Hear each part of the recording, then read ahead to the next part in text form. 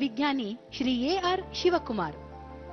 ಬೆಂಗಳೂರಿನಂಥ ಮಹಾನಗರದಲ್ಲಿ 22 ವರ್ಷಗಳಿಂದ ಪಾಲಿಕೆಯ ನೀರಿನ ಸಂಪರ್ಕವನ್ನಾಗಲಿ ಕೆರೆ ಬಾವಿಗಳ ನೀರನ್ನಾಗಲಿ ಬಳಸದೆಯೂ ಜೀವಿಸಬಹುದು, ಮಳೆ ನೀರು ಕೊಯ್ಲು ವಿಧಾನದಿಂದ ಬೇಕಾದಷ್ಟು ನೀರು ಖರ್ಚು ಮಾಡಬಹುದು ಎಂದು ತೋರಿಸಿಕೊಟ್ಟಿದ್ದಾರೆ ಶ್ರೀ ಎ.ಆರ್. ಶಿವಕುಮಾರ್. ಕರ್ನಾಟಕ ರಾಜ್ಯ ವಿಜ್ಞಾನ ಮತ್ತು ತಂತ್ರಜ್ಞಾನ ಮಂಡಳಿಯಲ್ಲಿ ಹಿರಿಯ ವಿಜ್ಞಾನಿಯಾಗಿ ಸದಾ ಹೊಸತರದ ಅನ್ವೇಷಣೆಯಲ್ಲಿ ತೊಡಗಿರುವ ಇವರು ಹುಟ್ಟಿದ್ದು 1959ರಲ್ಲಿ. ಮೆಕ್ಯಾನಿಕಲ್ ಎಂಜಿನಿಯರಿಂಗ್ ಪದವಿಯನ್ನು ಉನ್ನತ ದರ್ಜೆಯಲ್ಲಿ ಮುಗಿಸಿ ಪ್ರಾಜೆಕ್ಟ್ಗಾಗಿ ಒಬ್ಬರೇ ಕಿತ್ತಾಳೆಯ ನಾರು ತೆಗೆಯುವ ಯಂತ್ರವನ್ನ ಕಂಡುಹಿಡಿದರು. ಈ ಆವಿಷ್ಕಾರ ಸಾಕಷ್ಟು ಹೆಸರಿನ ಜೊತೆಗೆ ಉದ್ಯೋಗವನ್ನು ದೊರಕಿಸಿತು. ಗ್ಯಾಸ್ನಿಂದ ಡೀಸೆಲ್ ಇಲ್ಲದೆ ಇಂಜಿನ್ ಓಡಿಸುವುದು, ಕಟ್ಟಿಗೆಯಿಂದ ಗ್ಯಾಸ್ ಉತ್ಪಾದನೆ, ಸೌರಶಕ್ತಿ ಬಳಸಿ ನೀರು ಕಾಯಿಸುವುದು, ಈ ಬಗ್ಗೆ ಜನರಿಗೆ ಮಾಹಿತಿ ನೀಡಿದ್ದಾರೆ. ಜೊತೆಗೆ ಗ್ರಾಮಗಳಿಗೆ ಹೋಗಿ ವಿದ್ಯುತ್ ಶಕ್ತಿ ಉಪಯೋಗಿಸದೆ ಸ್ಥಳೀಯವಾಗಿ ದೊರೆಯುವ ಸಗಣಿಯಿಂದ ಇಡೀ ಊರಿಗೆ ವಿದ್ಯುತ್ ದೀಪವನ್ನು ಹೇಗೆ ಬಳಸಬಹುದು ಎಂದು ತೋರಿಸಿಕೊಟ್ಟಿದ್ದಾರೆ. ಬೆಂಗಳೂರಿನ ವಿಧಾನಸೌಧ, ಹೈಕೋರ್ಟ್, ಪ್ರಧಾನ ಅಂಚೆ ಕಚೇರಿ ಮುಂತಾದ ಪ್ರಮುಖ ಕಟ್ಟಡಗಳಿಗೆ ನೀರಿನ ಸುಗ್ಗಿ ಹಾಗೂ ನೀರಿನ ಸಂಸ್ಕರಣೆ ಮಾಡಿದ್ದಾರೆ. ವಿಶ್ವದಲ್ಲಿ ಅತಿ ದೊಡ್ಡ ಮಳೆ ನೀರಿನ ಸಂಗ್ರಹಣಾ ಕಾರ್ಯಕ್ರಮವಾಗಿ 23,680 ಗ್ರಾಮೀಣ ಶಾಲೆಗಳಲ್ಲಿ ಮಳೆ ನೀರಿನ ಸಂಗ್ರಹಣೆ ಮತ್ತು ಅದರ ಉಪಯೋಗದ ಕಾರ್ಯಕ್ರಮವನ್ನು ಕಾರ್ಯರೂಪಕ್ಕೆ ತರ್ತಾ ಇದ್ದಾರೆ. ಮಳೆ ನೀರು ಕೊಯ್ಲು ಅಥವಾ ರೈನ್ ವಾಟರ್ ಹಾರ್ವೆಸ್ಟಿಂಗ್ ಬಗ್ಗೆ ಅನೇಕ ತರಬೇತಿಗಳನ್ನು ನಡೆಸಿದ್ದಾರೆ. ಇವರ ಸಂಶೋಧನೆಗಳಲ್ಲಿ ಸೌರಶಕ್ತಿಯಿಂದ ಕೊಬ್ಬರಿ ತಯಾರಿಕೆ, ತೆಂಗಿನ ಗರಿ ಕತ್ತರಿಸುವ ಯಂತ್ರ, ಕೊಳವೆ ಬಾವಿಗಳಲ್ಲಿ ಅಂತರ್ಜಲ ಮರುಪಾವತಿ, ಸೌರಶಕ್ತಿಯಿಂದ ನೀರು ಕಾಯಿಸುವ ಯಂತ್ರ, ಜಿರಲೆ ಟ್ರ್ಯಾಪ್ ಮುಂತಾದವು ಪ್ರಮುಖವಾದವು. ಅನೇಕ ಪೇಟೆಂಟ್ಗಳನ್ನು ಹೊಂದಿರುವ ಹಿರಿಯ ವಿಜ್ಞಾನಿ ಶ್ರೀ ಎ.ಆರ್. ಶಿವಕುಮಾರ್ ಅವರ ಸಂಶೋಧನೆಗಳು ಹೀಗೆ ಮುಂದುವರಿಯುತ್ತಿರಲಿ ಎಂಬ ಹಾರೈಕೆಯೊಂದಿಗೆ ಶುಭೋದಯ ಕರ್ನಾಟಕ ತಂಡ ತಮ್ಮನ್ನು ಅತ್ಯಂತ ಹೆಮ್ಮೆಯಿಂದ ಗೌರವಪೂರ್ವಕವಾಗಿ ಸ್ವಾಗತಿಸುತ್ತಿದೆ.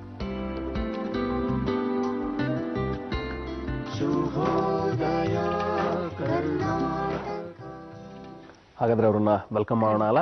ಸೊ ಪ್ಲೀಸ್ ವೆಲ್ಕಮ್ ಹಿರಿಯ ವಿಜ್ಞಾನಿ ಶಿವಕುಮಾರ್ ಅವರು. ಸರ್, ಕಾರ್ಯಕ್ರಮಕ್ಕೆ ಆತ್ಮೀಯವಾದ ಸ್ವಾಗತ ಸರ್. ಅಂಡ್ ಅಭಿನಂದನೆಗಳು ಸರ್ ನಿಮಗೆ. ಯಾಕಂದ್ರೆ ಈಗಿನ ಕಾಲದಲ್ಲಿ ಅದರಲ್ಲೂ ನಮಗೆ ನೀರಿನ ಬಳಕೆಯ ಬಗ್ಗೆ ಮಾಹಿತಿಯನ್ನ ಕೊಡುವಂತಹ ಬಹಳ ಅವಶ್ಯಕತೆ ಇದೆ.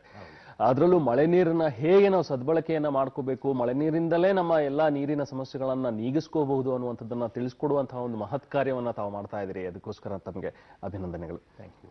ಎಸ್ ಸರ್, ನಿಮಗೆ ಮಳೆ ಅಂದ್ರೆ ಏನು ಸರ್ ನಿಜ ಅರ್ಥದಲ್ಲಿ? ಯಾಕಂದ್ರೆ ಅವ್ರು ಫಸ್ಟೇ ಹೇಳಿದ್ರು, ರೈತರಿಗೆ ಒಂದ್ ರೀತಿ ರೈತ ಮಳೆ ನೀರನ್ನ ಮಳೆಯನ್ನ ಆಶ್ರಯಿಸಿರ್ತಾನೆ, ಪ್ರೇಮಿಗಳು ಬೇರೆ ತರ ಆಶ್ರಯಿಸಿರ್ತಾರೆ. ಒಬ್ಬ ವಿಜ್ಞಾನಿಯಾಗಿ ಮಳೆಯನ್ನ ಹೇಗೆ ನೋಡ್ತೀರಿ ಸರ್? ಮಳೆ ಅಂತಂದ್ರೆ ನಮಗೆ ಒಂದು ಜೀವ ಜಲ. ಹೌದು, ಅದು ಬರ್ತಾ ಇದೆ ಅಂತಂದ್ರೆ ಪ್ರತಿಯೊಬ್ಬರು ಕಾದು ಕೂಡುವಂತ ಒಂದು, ಪ್ರತಿಯೊಬ್ಬರಿಗೂ ಜೀವ ತುಂಬುವಂತ ಒಂದು ವಸ್ತು ಅದು.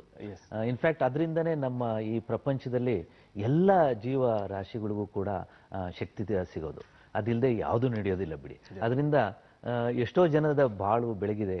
ಇನ್ಫ್ಯಾಕ್ಟ್ ನೀರು ಎಲ್ಲೇ ಇರಲಿ, ಹೇಗೆ ಇರಲಿ, ಮಳೆ ನೀರಿಂದಾನೇ ಬರ್ಬೇಕದು. ಆ ನೀರೇ ಮೂಲವಾದ ವಸ್ತು. ಮತ್ತೆ ಅದಕ್ಕಿಂತ ಶುದ್ಧವಾದ ನೀರು ಬೇರೆ ಈ ಪ್ರಪಂಚದಲ್ಲಿ ಇಲ್ಲವೇ ಇಲ್ಲ.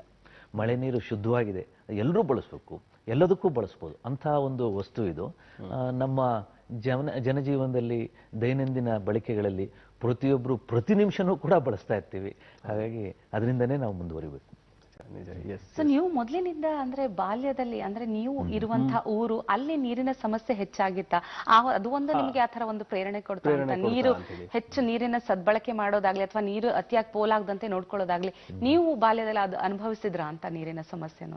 ನಾನು ಒಂದು ಸಣ್ಣ ಗ್ರಾಮದಿಂದ ಬಂದಿದ್ದು, ಅಮ್ಮನಘಟ್ಟ ಅಂತ, ಗುಬ್ಬಿ ತಾಲೂಕು, ತುಮಕೂರು ಜಿಲ್ಲೆನಲ್ಲಿ. ಆ ಗ್ರಾಮದಲ್ಲಿ ನನಗೆ ಜ್ಞಾಪಕ ಇದ್ದಾಗ ಚಿಕ್ಕ ಹುಡುಗನಿಂದ ನಾವು ಶಾಲೆಗೆ ಹೋಗೋದಕ್ಕೆ ಮುಂಚೆ ನಾವು ಬಾವಿನಲ್ಲಿ ನೀರು ತರಬೇಕಾಗಿತ್ತು. ನಮ್ಮೂರಿನಲ್ಲಿ ಊರು ಒಳಗಡೆ 2 ಬಾವಿ ಇತ್ತು. ಅದು ಉಪ್ಪು ನೀರು ಬಾವಿ ಅಂತ ಕರಿತಾ ಇದ್ವಿ. ಅದು ಕುಡಿಲಿಕ್ಕೆ ಬಳಸ್ತಾ ಇರಲಿಲ್ಲ, ಅಲ್ಲಿ ಬೇರೆ ಎಲ್ಲದಕ್ಕೂ ಬಳಸ್ತಾ ಇದ್ವಿ. ಊರಿಂದ ಹೊರಗಡೆ ಸಿಹಿ ನೀರು ಬಾವಿ ಅಂತ ಇತ್ತು, ಸ್ವಲ್ಪ ದೂರ ಹೋಗಿ ತರಬೇಕಾಗಿತ್ತು. ಈ ಬಾವಿಗಳಿಂದ ನೀರು ತರ್ತಾ ಇದ್ದಿದ್ದು ನನಗೆ ಚೆನ್ನಾಗಿ ಜ್ಞಾಪಕ ಇದೆ. ಯಾಕೆಂದ್ರೆ ನೀವು ಹಳ್ಳಿಗಳಿಗೆ ಹಿಂದೆ ಯಾವಾಗಲಾದ್ರೂ ನೀವು ಜ್ಞಾಪಿಸ್ಕೊಂಡ್ರೆ ಯಾವ ತರ ಇರ್ತಿತ್ತು ಅಂತಂದ್ರೆ, ಪ್ರಮುಖವಾಗಿ ನೀರು ತರೋದು ಒಂದು ದೊಡ್ಡ ಕಾರ್ಯ ಆಗ್ತಾ ಇತ್ತು. ಅಂದ್ರೆ ಬೆಳಿಗ್ಗೆ ಎದ್ದ ತಕ್ಷಣ ನೀರ್ ತರೋರು, ಹೆಣ್ಮಕ್ಳಾಗ್ಲಿ ದೊಡ್ಡವರಾಗ್ಲಿ ಎಲ್ಲರೂ ಕೂಡ ನೀರ್ ತರುವಂತ ವ್ಯವಸ್ಥೆ ಇತ್ತು. ಅವಾಗೇನಾದ್ರು ಬಿಂದೆಗಳು, ಗಡಿಗೆಗಳು ತಗೊಳೋದು, ಹಗ್ಗ ತಗೊಳೋದು, ಹೋಗೋದು, ಬಾವಿಯಿಂದ ನೀರ್ ತರ್ತಾ ಇದ್ವಿ. ಆ ತರ ಒಂದು ಸಮೃದ್ಧಿಯಾಗಿ ಎಲ್ರಿಗೂ ನೀರು ಸಿಗ್ತಾ ಇತ್ತು. ಇನ್ಫ್ಯಾಕ್ಟ್ ನೀರು ಎಷ್ಟು ಚೆನ್ನಾಗಿ ಸಿಗ್ತಾ ಇತ್ತು ಅಂತಂದ್ರೆ ನೀರಿಗೆ ಬರನೇ ನೋಡಿರ್ಲಿಲ್ಲ ನಾವು. ಸರ್ ನೀವು ಹೇಳ್ತಾ ಇದ್ರಿ ನಿಮ್ಮ ಊರಿನಲ್ಲಿ ನೀವು ಚಿಕ್ಕವರಿದ್ದಾಗ ಆ ಥರ ನೀರಿನ ಸಮಸ್ಯೆ ಇರಲಿಲ್ಲ ಅಂತಿಲ್ಲ. ಬಟ್ ನಾವು ಕೇಳಿರೋ ಹಾಗೆ necessity is the father of invention ಅಂತ ಹೇಳ್ತೀವಿ. ಸೊ ನಿಮಗೆ ಅಲ್ಲಿನ ಒಂದು ಕೊರತೆ ಇಲ್ಲದೆ ಇದ್ರೂ ಕೂಡ ಈ ತರ ಅದರ ಬಗ್ಗೆ ನಾವು ಜಾಗೃತಿಯನ್ನ ಮೂಡಿಸಬೇಕು, ನೀರನ್ನ ಸದ್ಬಳಕೆ ಮಾಡಬೇಕು, ಅದನ್ನ ನಾವು ಉಳಿಸಬೇಕು ಅನ್ನುವಂಥ ಒಂದು ಪರಿಕಲ್ಪನೆ ಹೇಗೆ ಬಂತು, ಯಾವಾಗಿಂದ ಇದು ಸ್ಟಾರ್ಟ್ ಆಯ್ತಾದ್ರೆ? ನೋಡಿ, ಅದೇ ಬಾಲ್ಯದ ನೆನಪನ್ನ ಹಾಗೇ ನೆನೆಸ್ಕೊಂಡು ಹೋದ್ರೆ ಬಾವಿಯಿಂದ ಬೋರ್ವೆಲ್ಗಳು ಬಂತು. ಬೋರ್ವೆಲ್ಗಳಿಗೂ ಕೂಡ ಈಗ ಒಣಗೋಗಿ ನೀರಿಲ್ದಾಗ ಆಗಿದೆ. ಟ್ಯಾಂಕರ್ಗಳಲ್ಲಿ ಬೇರೆ ಬೇರೆ ಕಡೆಯಿಂದ ನೀರು ತರ್ತಾ ಇದ್ದಾರೆ. ಇದೆಲ್ಲ ಬಹಳ ಹಿಂದಿನ ಕತೆ. ಈಗ ಏನಾಯ್ತು ಅಂತಂದ್ರೆ ನಾವು ನಗರಗಳಲ್ಲಿ ಜಾಸ್ತಿ ಜನ ನೀರನ್ನು ಬಳಸಲಿಕ್ಕಾದಾಗ ಇಲ್ಲೂ ಕೂಡ ನೀರು ತೊಂದರೆ ಆಯ್ತು. ನಾನು ಬೇರೆ ಬೇರೆ ರಿಸರ್ಚ್ ಎಲ್ಲ ಮಾಡ್ತಾ ಇರ್ಬೇಕಾದ್ರೆ ಕೆಲವೊಂದನ್ನ ನಮ್ಮ ಜೀವನದಲ್ಲಿ ಅಡಾಪ್ಟ್ ಮಾಡ್ಕೊಂಡು ಅದು ಜನಗಳಿಗೆ ತೋರ್ಸೋಣ, ಅದರಲ್ಲಿ ಏನೇನ್ ಸಮಸ್ಯೆಗಳಿದೆ ಅದು. ಮಳೆ ಹನಿಯ ಪ್ರತಿ ಹನಿ ಮೇಲೂ ಇವ್ರ ಹೆಸರು ಬರೆದಿದೆ ಅಂತ ಅನ್ಸುತ್ತೆ ನಿಜವಾಗ್ಲು. ಇಂತಹ ನಿಮ್ಮ ಪರಿಕಲ್ಪನೆಗೆ ಮೂಲ ಕಾರಣ ಅನ್ನುವಂಥದ್ದು ನಿಮ್ಮ ವಿದ್ಯಾಭ್ಯಾಸ ಆಗಿರ್ಬೋದು. BE ಮೆಕ್ಯಾನಿಕಲ್ ಮಾಡಿದ್ರಿ ನೀವು. ಕೊನೆ ಸೆಮಿಸ್ಟರ್ ಅಲ್ಲಿ ಸಾಮಾನ್ಯವಾಗಿ ಒಂದು 4-6 ಜನ ಸೇರಿ ಪ್ರಾಜೆಕ್ಟ್ ಮಾಡ್ತಾರಂತೆ. ಆದ್ರೆ ನೀವು ಒಬ್ರೇ, ಅಂದ್ರೆ ಪ್ರಿನ್ಸಿಪಾಲ್ ಹಾಗೂ ಮತ್ತೆ ಕುಲಪತಿಗಳ ಪರ್ಮಿಷನ್ ತೆಗೆದುಕೊಂಡು ಒಬ್ರೇ ಪ್ರಾಜೆಕ್ಟ್ ಮಾಡಿದ್ರೆ ಆ ಪ್ರಾಜೆಕ್ಟ್ ನಿಮ್ಗೆ ದಾರಿದೀಪ ಆಯ್ತು ಅನ್ನೋಂಥದ್ದು. ಅದು ಹೇಗಾಯ್ತು, ಹೇಗ್ ಪ್ರಾಜೆಕ್ಟ್ ಮಾಡಿದ್ರಿ ಅದು? ನನಗೆ ಅಂದ್ರೆ ಚಿಕ್ಕಂದಿಂದ ನನಗೆ ಒಂದು ಮೆಕ್ಯಾನಿಕ್ ಆಗ್ಬೇಕು ಅಂತ ಬಹಳ ಆಸೆ ಇತ್ತು. ಏನಾದ್ರೂ ಮಿಷಿನರೀಸ್ ಆಗ್ಲಿ, ಟೂಲ್ಸ್ ಆಗ್ಲಿ, ಈ ತರ ರಿಪೇರಿ ಮಾಡೋದು, ಅದ್ರಲ್ಲಿ ಏನಿದೆ ಅನ್ನೋದು ನೋಡೋದು. ಸಣ್ಣ ಗಡಿಯಾರ ಆಗಲಿ, ಅವಾಗಲೆಲ್ಲ ಅಲಾರಾಮ್ ಕ್ಲಾಕ್ಸ್ ಎಲ್ಲ ವೈಂಡಿಂಗ್ ಇದಿತ್ತು, ಅದನ್ನೆಲ್ಲ ಬಿಚ್ಚಿ ಏನೇನೋ ಬೇರೆ ಬೇರೆ ವ್ಯವಸ್ಥೆಗಳು ಮಾಡ್ತಾ ಇದ್ದೆ. ಆ ಥರ ಎಲ್ಲ ಇದಿತ್ತು. ಅದನ್ನ ನಾನು ಮನಸ್ಸಲ್ಲಿ ಜಾಸ್ತಿ ಕುತೂಹಲ ಇದ್ದಿದ್ದರಿಂದ ನಾನು ಏನಾದರೂ ಒಂದು ಹೊಸದಾಗಿ ಕಂಡುಹಿಡಿಬೇಕು ಅಂತ ಹೇಳ್ಬಿಟ್ಟು ಇಂಜಿನಿಯರಿಂಗ್ ಫೈನಲ್ ಇಯರ್ನಲ್ಲಿ ನಮಗೆ ಒಂದು ಪ್ರಾಜೆಕ್ಟ್ ಮಾಡಬೇಕಾಗಿದೆ. ಅದು ಒಂದು ಸಬ್ಜೆಕ್ಟ್ ಇರುತ್ತೆ. ನಾನು ಅದನ್ನೇ ಒಂದು ಬಹಳ ಒತ್ತು ಕೊಟ್ಟು ಅದನ್ನ ಮಾಡಬೇಕು ಅಂತ ಹೇಳಿ ಯೋಚನೆ ಮಾಡಿ, ಬೇರೆಯವ್ರದ್ದು ಯಾವುದು ಡಿಸ್ಟರ್ಬೆನ್ಸ್ ಇರಬಾರ್ದು, ನನ್ನಲ್ಲಿರೋ ಒಂದು ಥಾಟ್ ಪ್ರೋಸೆಸ್ ಏನಿದೆ ಅದನ್ನ ದಾರಿಗೆ ತರಬೇಕು ಅಂತ ಹೇಳ್ಬಿಟ್ಟು ಒಂದು ಪ್ರಾಜೆಕ್ಟ್ ಮಾಡಿದೆ. ರೋಡ್ ಸೈಡಲ್ಲೆಲ್ಲ ಒಂದು ಬೇಲಿ ತರ ಹಾಕಿರ್ತಾರೆ, ಕತ್ತಾಳೆ ಅಂತ ಹೇಳ್ತಾರೆ, ಭೂತಾಳೆ ಅಂತ ಹೇಳ್ತಾರೆ, ರೈಲ್ವೆ ಟ್ರ್ಯಾಕ್ಸ್. ಅದರಲ್ಲಿ ನಾರು ತೆಗೆಯೋ ಒಂದು ಮಿಷಿನ್ ಕಂಡಿಡಿದೆ. ಅಂದ್ರೆ ಇನ್ಸ್ಟೆಂಟ್ ಆಗಿ ಮೊದಲೆಲ್ಲ ಕತ್ತಾಳೆನ ಒಂದು ಪೆಟ್ಟಿ ಕಟ್ಬಿಟ್ಟು ನೀರೆಲ್ಲ ಹಾಕ್ತಾ ಇದ್ರು, ಕೊಳಸಿ ನಾರು ತೆಗಿತಾ ಇದ್ರು. ನಾರಿಂದ ಕ್ವಾಲಿಟಿ ಎಲ್ಲ ಹಾಳಾಗುತ್ತೆ. ಅದು ಆಗಬಾರ್ದು, ನೀರು ಕೂಡ ಅಲ್ಲಿ ಕಲ್ಮಶ ಆಗಬಾರ್ದು. ಅದಕ್ಕೆ ಕಟ್ಟೆಗಳು, ಕೆರೆಗಳೆಲ್ಲ ಹಾಕ್ತಾ ಇದ್ರು, ನೀರೆಲ್ಲ ಕಲ್ಮಶ ಆಗೋದು. ಅದಕ್ಕೆ ಅದ್ರ ಬದಲು ಇನ್ಸ್ಟೆಂಟ್ ಆಗಿ ಏನಕ್ಕೆ ಅದು ನಾರು ತೆಗಿಬಾರ್ದು ಅಂತ ಹೇಳ್ಬಿಟ್ಟು ಒಂದು ಮಿಷಿನ್ ಕಂಡಿಡಿದೆ. ಆ ಮಿಷಿನ್ ಕಂಡಿಡಿದಿದ್ದು ಬಹಳ ಫೇಮಸ್ ಆಯ್ತು. ಇಡೀ ಭಾರತ ದೇಶದಲ್ಲಿ ಖಾದಿ ಮತ್ತೆ ಗ್ರಾಮೋದ್ಯೋಗ ಇಲಾಖೆಯಿಂದ ಎಲ್ಲರ ಹಳ್ಳಿಗಳಿಗೂ ಹೋಯ್ತು. ಆ ಕತ್ತಾಳೆಯಿಂದ ನಾರು ತೆಗೆದು ಹ್ಯಾಂಡಿಕ್ರಾಫ್ಟ್ ಆರ್ಟಿಕಲ್ಸ್, ಬ್ಯಾಗ್ಸು, ಅದು ಇದು ಶೋ, ಇದಕ್ಕೆಲ್ಲ ಹಗ್ಗಗಳು ಮಾಡಲಿಕ್ಕೆ ಎಲ್ಲ ಬಳಸ್ತಾ ಇದ್ರು. ಅದನ್ನ ನೋಡಿ ಇಂಡಿಯನ್ ಇನ್ಸ್ಟಿಟ್ಯೂಟ್ ಆಫ್ ಸೈನ್ಸ್ ಅಲ್ಲಿ ಒಬ್ರು ಪ್ರೊಫೆಸರ್ ಅಮೂಲ್ಯ ಕುಮಾರ್ ರೆಡ್ಡಿ ಅಂತ ಹೇಳ್ಬಿಟ್ಟು ಅವರು ಇದನ್ನ ರೆಕಗ್ನೈಸ್ ಮಾಡಿದ್ರು. ಈ ತರ ಒಂದು ಹೊಸ ಆವಿಷ್ಕಾರ ಆಗಿದೆ, ಈ ಇನ್ವೆನ್ಷನ್ ಇವರು ಮಾಡಿರ್ಬೇಕಾದ್ರೆ ಅದೇ ತರ ಇನ್ವೆನ್ಷನ್ಸ್ ನಾವು ಇಲ್ಲಿ ಮಾಡಿಸ್ಬೋದು ಅವ್ರ ಕೈಲಿ ಅಂತ ಹೇಳ್ಬಿಟ್ಟು ನನಗೆ ಇಲ್ಲಿ ಕರ್ಕೊಂಬಂದ್ರು 1980ನೇ ಇಸ್ವಿನಲ್ಲಿ. ಅವತ್ತಿಂದ ಇವತ್ತಿನವರೆಗೂ 38 ವರ್ಷ ನಾನು KSCST, ಕರ್ನಾಟಕ ರಾಜ್ಯ ವಿಜ್ಞಾನ ಮತ್ತು ತಂತ್ರ ವಿದ್ಯಾಮಂಡಳಿ, ಇಂಡಿಯನ್ ಇನ್ಸ್ಟಿಟ್ಯೂಟ್ ಆಫ್ ಸೈನ್ಸ್ ಅಲ್ಲಿ ಬೇರೆ ಬೇರೆ ಒಂದು ವಿಷಯಗಳ ಬಗ್ಗೆ ಸಂಶೋಧನೆ ಮಾಡಿ ಜನಸಾಮಾನ್ಯರಿಗೆ ತಲುಪಿಸ್ತಾ ಬಂದಿದ್ದೀನಿ ಅವತ್ತಿಂದ ಇವತ್ತಿನವರೆಗೂ ಕೂಡ. ಓಕೆ. ಸೊ ಇಲ್ಲಿಂದ ಸ್ಟಾರ್ಟ್ ಆಯ್ತು ನಿಮ್ಮ ಒಂದು ಆವಿಷ್ಕಾರಗಳು. ನೀವು ನಾರು ತೆಗೆಯುವ ಮಷೀನ್ ಇಂದ ಆರಂಭಿಸಿರುವಂತದ್ದು. ಸೊ ಅದು ಹೇಗೆ ಮುಂದುವರಿತಾ ಹೋಯ್ತು? ಯಾವ್ಯಾವ ಆವಿಷ್ಕಾರಗಳನ್ನ ಮಾಡ್ತಾ ಹೋದ್ರಿ? ಪ್ರಮುಖವಾಗಿ ನಿಮಗೆ ಮೈಂಡ್ ಅಲ್ಲಿ ಇದ್ದಿದ್ದೇನು, ಅಂದ್ರೆ ನನ್ನ ಆವಿಷ್ಕಾರಗಳು ಯಾರಿಗೆ ತಲುಪಬೇಕು, ಯಾರಿಗೆ ಹೆಚ್ಚು ಅನುಕೂಲ ಆಗಬೇಕು ಅನ್ನುವಂಥದ್ದು ನಿಮ್ಮ ಮೈಂಡ್ ಅಲ್ಲಿ ಇತ್ತು? ನನಗೆ ಮೊದಲು ನಾನು ವಿಲೇಜ್ ಬ್ಯಾಕ್ ಗ್ರೌಂಡ್ ಇಂದ ಬಂದಿದ್ದರಿಂದ ಹಳ್ಳಿಗಳಲ್ಲಿ ಸಮಸ್ಯೆಗಳು ಏನೇನಿರುತ್ತೆ ಅದ್ರ ಬಗ್ಗೆ ಸಾಕಷ್ಟು ಯೋಚನೆ ಮಾಡ್ತಾ ಇದ್ದೆ. ಪ್ಲಸ್ ಏನಾದ್ರು ಮಾಡ್ಬೇಕಾದ್ರೆ ನಾವು ಹೊರಗಡೆ ಮಾಡಿಸಿ ತಗೊಂಬರೋದು ಬಹಳ ಕಷ್ಟ ಆಗ್ತದೆ. ಅದಕ್ಕೋಸ್ಕರ ನಾನೇನ್ ಮಾಡಿದೆ, ನಮ್ಮ ಊರಲ್ಲಿ ನಮ್ಮ ತೋಟದಲ್ಲೇ ಒಂದು ವರ್ಕ್ಶಾಪ್ ಸ್ಟಾರ್ಟ್ ಮಾಡಿದೆ. ವರ್ಕ್ಶಾಪ್ ಅಲ್ಲಿ ವೆಲ್ಡಿಂಗ್ ಮಿಷಿನ್ ಹಿಡಿದು ಪ್ರತಿಯೊಂದು ಕೂಡ ಇತ್ತು. ಹಾಗಾಗಿ ಮೋಸ್ಟ್ ಮಾಡರ್ನ್ ಎಕ್ವಿಪ್ಮೆಂಟ್ಸ್ ಎಲ್ಲ ತೊಗೊಂಡೋಗಿ ಹಾಕೊಂಡು ಈ ಎಲ್ಲ ರಿಸರ್ಚ್ ಎಲ್ಲ ಮಾಡಿ ಕೆಲವೆಲ್ಲ ಮಾಡ್ಕೊಂಡ್ಬಂದ್ವಿ. ಅವಾಗ ಸೋಲಾರ್ ವಾಟರ್ ಹೀಟರ್ ಕಂಡಿಡಿದೆ. ಮತ್ತೆ ಹಳ್ಳಿಗಳಿಗೆ ಉಪಯೋಗ ಆಗಂತ ಎತ್ತಿನ ಗಾಡಿಗಳು ಮಾಡಿದೆ. ಅಂದ್ರೆ ಎತ್ತಿನ ಗಾಡಿಗಳು ಮೊದಲು ಒಂದು ದೊಡ್ಡ ದೊಡ್ಡ ಚಕ್ರಗಳು ಇರ್ತಾ ಇತ್ತು, ಮರದಲ್ಲಿ ಮಾಡಿದ್ದು. ಅದಕ್ಕೆ ಟೈರ್ ಗಾಡಿಗಳನ್ನೆಲ್ಲ ಮಾಡಿದ್ವಿ. ಟೈರ್ ವೀಲ್ಸ್ ಎಲ್ಲ ಹಾಕ್ಬಿಟ್ಟು ಸುಲಭವಾಗಿ ಅದೇ ಟಿಪ್ಪಿಂಗ್ ಆಗಬೇಕು, ಅಂದ್ರೆ ಎಲ್ಲ ಸಾಮಾನೆಲ್ಲ ಕೆಳಗಡೆ ಆ ತರ ಗಾಡಿಗಳು ಮಾಡಿ ಸುಮಾರು ಜನ ಉಪಯೋಗಿಸ್ಲಾರ. ಅದರಿಂದ ಮುಂದುವರೆದೆ. ಈ ತರ ಮಾಡ್ತಾ ಮಾಡ್ತಾ ಮಾಡ್ತಾ ನನಗೆ ಈ ತೆಂಗಿನ ಗರಿಯನ್ನ ಕಟ್ ಮಾಡ್ಲಿಕ್ಕೆ ಒಂದು ಮಿಷಿನ್ನ ಕಂಡುಹಿಡಿಬೇಕು ಅನಿಸ್ತು. ಯಾಕೆಂತಂದ್ರೆ ನಮ್ಮ ಕಡೆ ಎಲ್ಲ ನಾವು ತಿಪ್ಟೂರು, ಗುಬ್ಬಿ ತಾಲೂಕು, ತುಮಕೂರೆಲ್ಲ ನೋಡಿದ್ರೆ ತೆಂಗಿನ ಮರಗಳೇ ಜಾಸ್ತಿ. ಆ ತೆಂಗಿನ ಮರಗಳು ತೋಟಗಳಲ್ಲಿ ಏನಾಗೋದು ಅಂತ ನನಗೆ ಬಹಳ ಒಂದು ವ್ಯತ್ಯಯ ಆಗ್ತಾ ಇತ್ತು. ಅಂದ್ರೆ ಇಡೀ ತೆಂಗಿನ ತೋಟ ಭೂಮಿಯಿಂದ ಅಷ್ಟೊಂದು ಕೊಡುತ್ತೆ ತೆಂಗಿನ ಮರಕ್ಕೆ. ಆದ್ರೆ ನಾವು ಆ ಭೂಮಿಯಿಂದ ಏನೇನು ಬರುತ್ತೋ ಪ್ರತಿಯೊಂದು ಕೂಡ ನಮ್ಮ ತೋಟದಿಂದ ಹೊರಗಡೆ ತಗೊಂಡೋಗ್ತೀವಿ. ತೆಂಗಿನಕಾಯಿ ತಗೊಂಡೋಗ್ತೀವಿ, ಅದು ಚಿಪ್ಪು ತಗೊಂಡೋಗ್ತೀವಿ, ನಾರು ತಗೊಂಡೋಗ್ತೀವಿ, ಗರಿನೂ ಆಚೆ ತಗೊಂಡೋಗ್ತೀವಿ, ಕುರಂಬಳೆ ಅಂತ ಬೀಳುತ್ತೆ ಗೊಂಚಿನ ಇದು, ಅದನ್ನು ಕೂಡ ತಗೊಂಡೋಗ್ತೀವಿ. ಒಂದೇ ಒಂದು ಸಣ್ಣ ಒಂದು ಅಂಶನೂ ಕೂಡ ಭೂಮಿಗೆ ವಾಪಸ್ ಹೋಗೋದಿಲ್ಲ. ಅದೇ ಕಾಡಲ್ಲಿ ನೋಡಿ, ಮರದ ಏನೇನು ವಸ್ತು ಇರುತ್ತೋ ಎಲ್ಲ ಅಲ್ಲೇ ಬೀಳುತ್ತೆ. ಬರೀ ಹಕ್ಕಿಗಳು ಬೀಜಗಳಾಗ್ಲಿ ಹಣ್ಣುಗಳಾಗ್ಲಿ ತಗೊಂಡೋಗಿರುತ್ತೆ, ಇದ್ರೆಲ್ಲ ಅಲ್ಲೇ ಬಿದ್ದಿರುತ್ತೆ. ಹಾಗಾಗಿ ಏನಂತೆ ಫಲವತ್ತಾಗಿರುತ್ತೆ. ನಮ್ಮಲ್ಲಿ ಆ ಫಲವತ್ತತೆ ಹೊರಗಡೆ ಹೋಗ್ತಾ ಇದೆ ಅಂತ ಹೇಳ್ಬಿಟ್ಟು ಬಹಳ ವ್ಯತ್ಯಯ ಆಗ್ತಾ ಇತ್ತು. ನಮ್ದು ತೆಂಗಿನ ತೋಟ ಇದ್ದಿದ್ದರಿಂದ ಆ ತೆಂಗಿನ ಅಟ್ಲೀಸ್ಟ್ ಗರಿಗಳನ್ನ ಆದ್ರೂ ಕೂಡ ನಾವು ವಾಪಸ್ ಸೇರ್ಸೋಣ. ಇಲ್ದಿರ ಬದುಗಳ ಮೇಲೆ ಅಲ್ಲಿ ಇಲ್ಲಿ ಹಾಕಿ ಸುಟ್ಟು ಗರಿನೂ ಹಾಳು ಮಾಡ್ತಾರೆ, ಪರಿಸರ ಏನ್ ಮಾಡಿದೆ, ಒಂದು ಮಿಷಿನ್ ಕಂಡಿಡಿದೆ. ಆ ಮಿಷಿನ್ ನಲ್ಲಿ ಏನಾಗೋದು ಅಂತಂದ್ರೆ, ಆ ಗರಿಯನ್ನ ಫೀಡ್ ಮಾಡಿದ್ರೆ ಸಣ್ಣದಾಗಿ ಕೊಚ್ಚಿ ಅದು ಚಿಕ್ಕ ಚಿಕ್ಕ ಪೀಸ್ ಆಗೋದು. ಅದನ್ನ ಮರದ ಸುತ್ತ ಹಾಕಿದ್ರೆ ಏನಾಗೋದು, ಮರಕ್ಕೆ ತಂಪಾಗಿರೋದು, ಒಳ್ಳೆ ಮ್ಯಾಟ್ ಹಾಕಿದಾಗ ಆಗೋದು ಮರದ ಸುತ್ತ. ನೀರಿನ ಅಂಶ ಹಾವಿಯಾಗಿ ವೇಸ್ಟ್ ಆಗ್ಲಿಕ್ಕೆ ಬಿಡ್ತಿರ್ಲಿಲ್ಲ. ನಾವು ಡ್ರಿಪ್ ಇರಿಗೇಷನ್ ಮಾಡಿದ್ರೆ ನೀರು ಎಷ್ಟು ಬೇಕೋ ಅದರಲ್ಲಿ ಅರ್ಧ ನೀರಲ್ಲೇ ಕೂಡ ತಂಪಾಗಿರೋದು. ಮತ್ತೆ ಆ ಗರಿಯ ಚೂರುಗಳನ್ನೆಲ್ಲ ನಾವು ಮರದ ಸುತ್ತ ಹಾಕಿದ್ದರಿಂದ ತಂಪಾದ ವಾತಾವರಣ, ಕತ್ಲಲ್ಲಿ ಎರೆಹುಳುಗಳು, ಬೇರೆ ಬೇರೆ ಕ್ರಿಮಿಕೀಟಗಳು ತುಂಬಾ ಚೆನ್ನಾಗಿ, ಗೊಬ್ಬರನೂ ಚೆನ್ನಾಗಾಯ್ತು, ನೀರು ಉಳಿತು, ಗಿಡಗಳು ಚೆನ್ನಾಗಾಯ್ತು. ಈ ತರ ಒಂದು ಮಿಷಿನ್ ಕಂಡಿದೆ. ಅದಕ್ಕೆ ಸರ್ಕಾರದಿಂದ ಮೊದಲ ಪೇಟೆಂಟ್ ಪಡೆದಿರುವಂತಹ ಸಂಶೋಧನೆ ಇದು. ನಿಜವಾಗ್ಲೂ ನಿಮ್ಗೆ ಅಭಿನಂದನೆಗಳು ತಿಳಿಸಬೇಕು. ಇದ್ರ ಜೊತೆಗೆ ಹಳ್ಳಿಗಳು, ಗ್ರಾಮಗಳ ಬಗ್ಗೆ ಹೇಳ್ತಾ ಇದ್ರಿ. ಗ್ರಾಮಗಳಲ್ಲಿ ಅಂದ್ರೆ ಸಾಮಾನ್ಯವಾಗಿ ಬಹಳ ವೆಚ್ಚ ಇಲ್ದೇನೆ ಗೋಬರ್ ಗ್ಯಾಸ್, ಸಗಣಿಯಿಂದ ವಿದ್ಯುತ್ ದೀಪವನ್ನ ಬೆಳಗಿಸೋದಾಗ್ಲಿ, ಅದರ ಬಗ್ಗೆ ಯಾವ ರೀತಿ ಸಂಶೋಧನೆ ಮಾಡಿದ್ರೆ ಅದು ಮುಂದುವರೆಸ್ಕೊಂಡು ಹೋಗಬಹುದಾಗಿತ್ತ ಅಂತ ಅನ್ನೋದು. ನಮ್ಮಲ್ಲಿ ಏನಾಗಿದೆ ಅಂತಂದ್ರೆ, ಈ ಎಸ್ಪೆಷಲಿ ಅಡಿಗೆ ಮಾಡ್ಲಿಕ್ಕೆ ಬಹಳಷ್ಟು ಒತ್ತು ಕೊಡ್ತೀವಿ. ಯಾಕೆಂತಂದ್ರೆ ಇನ್ಫ್ಯಾಕ್ಟ್ ನಮ್ಮ ಜೀವನದಲ್ಲಿ ಮಹಿಳೆಯರಿಗೆ ಎಸ್ಪೆಷಲಿ ಗ್ರಾಮೀಣ ಪ್ರದೇಶಗಳಲ್ಲಿ ಅಡಿಗೆ ಮಾಡ್ಲಿಕ್ಕೆ ನೀರು ಮತ್ತೆ ಸೌದೆ ತರೋದು ಬೆಳಗಿನ ಸಂಜೆವರೆಗೂ ಕೆಲಸ ಆಗ್ತಾ ಇದೆ. ಅನ್ಫಾರ್ಚುನೇಟ್ಲಿ ನಾವು ಮಹಿಳೆಯರ ಮೇಲೆ ಆ ಒಂದು ಇದನ್ನ ಹಾಕ್ಬಿಟ್ಟಿದ್ದೀವಿ, ಅವ್ರ ಜವಾಬ್ದಾರಿ ಅಂತ ಹೇಳ್ಬಿಟ್ಟು. ಅದಕ್ಕೋಸ್ಕರ ಏನ್ ಮಾಡಿದ್ವಿ, ನಮ್ಮ ಇಂಡಿಯನ್ ಇನ್ಸ್ಟಿಟ್ಯೂಟ್ ಆಫ್ ಸೈನ್ಸ್ ಅಲ್ಲಿ ವಿಜ್ಞಾನಿಗಳು ಇದೊಂದು ದೊಡ್ಡ ಸಮಸ್ಯೆ ಇದೆ. ಹೊಲೆಗಳಲ್ಲಿ ಸಾಕಷ್ಟು ಹೊಗೆ ಬರುತ್ತೆ, ಒಂದು ಪರಿಸರ ಹಾಳಾಗುತ್ತೆ, ಹೆಲ್ತ್ ಹಾಳಾಗುತ್ತೆ, ಪ್ಲಸ್ ಸೌದೆನೂ ಕೂಡ ಜಾಸ್ತಿ ಬೇಕು. ಆ ಸೌದೆ ಎಷ್ಟು ಬೇಕು ಅಡಿಗೆ ಮಾಡ್ಲಿಕ್ಕೆ, ಅದನ್ನೆಲ್ಲ ಯೋಚನೆ ಮಾಡಿ ಒಂದು ಹೊಸ ಒಲೆ ಕಂಡಿಡಿದ್ರು ನಮ್ಮ ವಿಜ್ಞಾನಿಗಳು. ಅದು ಏನಪ್ಪಾ ಅಂದ್ರೆ ಅಸ್ತ್ರ ಒಲೆ ಅಂತ ಹೇಳ್ಬಿಟ್ಟು. ಅಸ್ತ್ರ ಒಲೆ ಹೇಗೆ ಕಂಡಿಡಿದ್ರು ಅಂತಂದ್ರೆ, ನೀವು ಅಡಿಗೆ ಮಾಡಬೇಕಾದ್ರೆ ಒಲೆನಲ್ಲಿ ಒಂದು 10 kg ಸೌದೆ ಬೇಕಾದ್ರೆ 10 kg ಬದಲು 5 kg ಸೌದೆ ಹಾಗಾಗಿ, ಮನೆ ಒಳಗಡೆ ಸ್ವಲ್ಪನೂ ಹೊಗೆ ಆಗದಾಗೆ, ಮತ್ತೆ ಫೈರ್ ಹಜಾರ್ಡ್ಸ್, ಬೆಂಕಿ ಅನಾಹುತ ಆಗದಾಗೆ, ಆಲ್ಮೋಸ್ಟ್ ಗ್ಯಾಸ್ ಸ್ಟೋವ್ ಮೇಲೆ ಹೇಗೆ ಅಡಿಗೆ ಮಾಡ್ತಿರೋ ಆ ತರ ಒಂದು ಒಲೆ ಕಂಡಿಡಿದು, ಆ ಒಲೆನ ಇಡೀ ಕರ್ನಾಟಕದ ಮೂಲೆಯಲ್ಲಿ ಪ್ರತಿಯೊಂದು ಗ್ರಾಮಕ್ಕೂ ಕುರಿತು ತಗೊಂಡೋದ್ವಿ. ಅದನ್ನ ನಮ್ಮ ಹಳ್ಳಿನಲ್ಲಿ ಮ್ಯಾನುಫ್ಯಾಕ್ಚರ್ ಮಾಡಿಸ್ತಾ ಇದ್ದೆ ನಾನು ಫಸ್ಟ್. ಅಲ್ಲಿ ಮಾಡಿಸ್ಬಿಟ್ಟು ಇಡೀ ನಮ್ಮ ಕರ್ನಾಟಕ ರಾಜ್ಯದ ಮೂಲೆ ತಗೊಂಡೋದ್ವಿ. ಆಮೇಲೆ ಭಾರತ ದೇಶದ ಬೇರೆ ಬೇರೆ ಕಡೆನೂ ಇದಾಯ್ತು. ಈ ತರ ಅನ್ವೇಷಣೆಗಳನ್ನ ಒಂದೊಂದಾಗಿ ಮಾಡ್ಕೊಂಡ್ಬಂದ್ವಿ. ಆ ಮಾಡ್ಕೊಂಡ್ಬಂದಾಗ ಗೋಬರ್ ಗ್ಯಾಸ್ ಕೂಡ ಬಂದ್ವಿ. ಗೋಬರ್ ಗ್ಯಾಸ್ ಅಲ್ಲಿ ಏನ್ ಮಾಡಿದ್ರು, ಪ್ರೊಫೆಸರ್ ಅಮೂಲ್ಯ ರೆಡ್ಡಿ ಅವರು ಒಂದು ಪ್ರಾಜೆಕ್ಟ್ ಮಾಡಿದ್ರು. ಗ್ರಾಮೀಣ ಪ್ರದೇಶದಲ್ಲಿ ಇಷ್ಟೊಂದು ಸಂಪನ್ಮೂಲ ಇದೆ, ಹೊರಗಡೆಯಿಂದ ಅವರಿಗೆ ವ್ಯವಸ್ಥೆಗಳು ಏನಕ್ಕೆ ಬರಬೇಕು, ಆ ಗ್ರಾಮದ ಒಂದು ಈ ಇಂಧನ ಮೂಲವನ್ನ ನಾವು ಬಳಸಬೇಕು. ಅಂದ್ರೆ ಸಾಕಷ್ಟು ದನ ಕರುಗಳಿದೆ, ಎಮ್ಮೆಗಳು ಎಲ್ಲ ಇರುತ್ತೆ, ಅಲ್ಲಿ ಬರುವಂತ ಸಗಣಿನ ಹಾಕಿ ಗ್ಯಾಸ್ ಮಾಡ್ಬೋದು. ಅದೇನು ಹೊಸ ವಿಷಯ ಅಲ್ಲ, ಮೊದ್ಲಿಂದ ಮಾಡ್ಯಾರೆ. ಮೀಥೇನ್ ಗ್ಯಾಸ್ ಬರುತ್ತೆ, ಅದು ಸ್ಟೋವ್ ಅಲ್ಲಿ ಉರಿಯುತ್ತೆ. ಅದು ಹೊಸ ರೂಪ ಹ್ಯಾಕ್ ಕೊಟ್ರು ಅಂದ್ರೆ, ಇಡೀ ಗ್ರಾಮದ ಎಲ್ಲಾ ಸಗಣಿನೂ ಒಂದ್ ಕಡೆ ಬರಬೇಕು, ಪ್ರತಿಯೊಬ್ರು ಕೂಡ ತಗೊಂಡ್ಬರ್ಬೇಕು. ಆ ತಗೊಂಡ್ಬಂದಿದ್ದನ್ನ ದೊಡ್ಡದೊಂದು ಗೋಬರ್ ಗ್ಯಾಸ್ ಪ್ಲಾಂಟ್ ಹಾಕ್ಬೇಕು.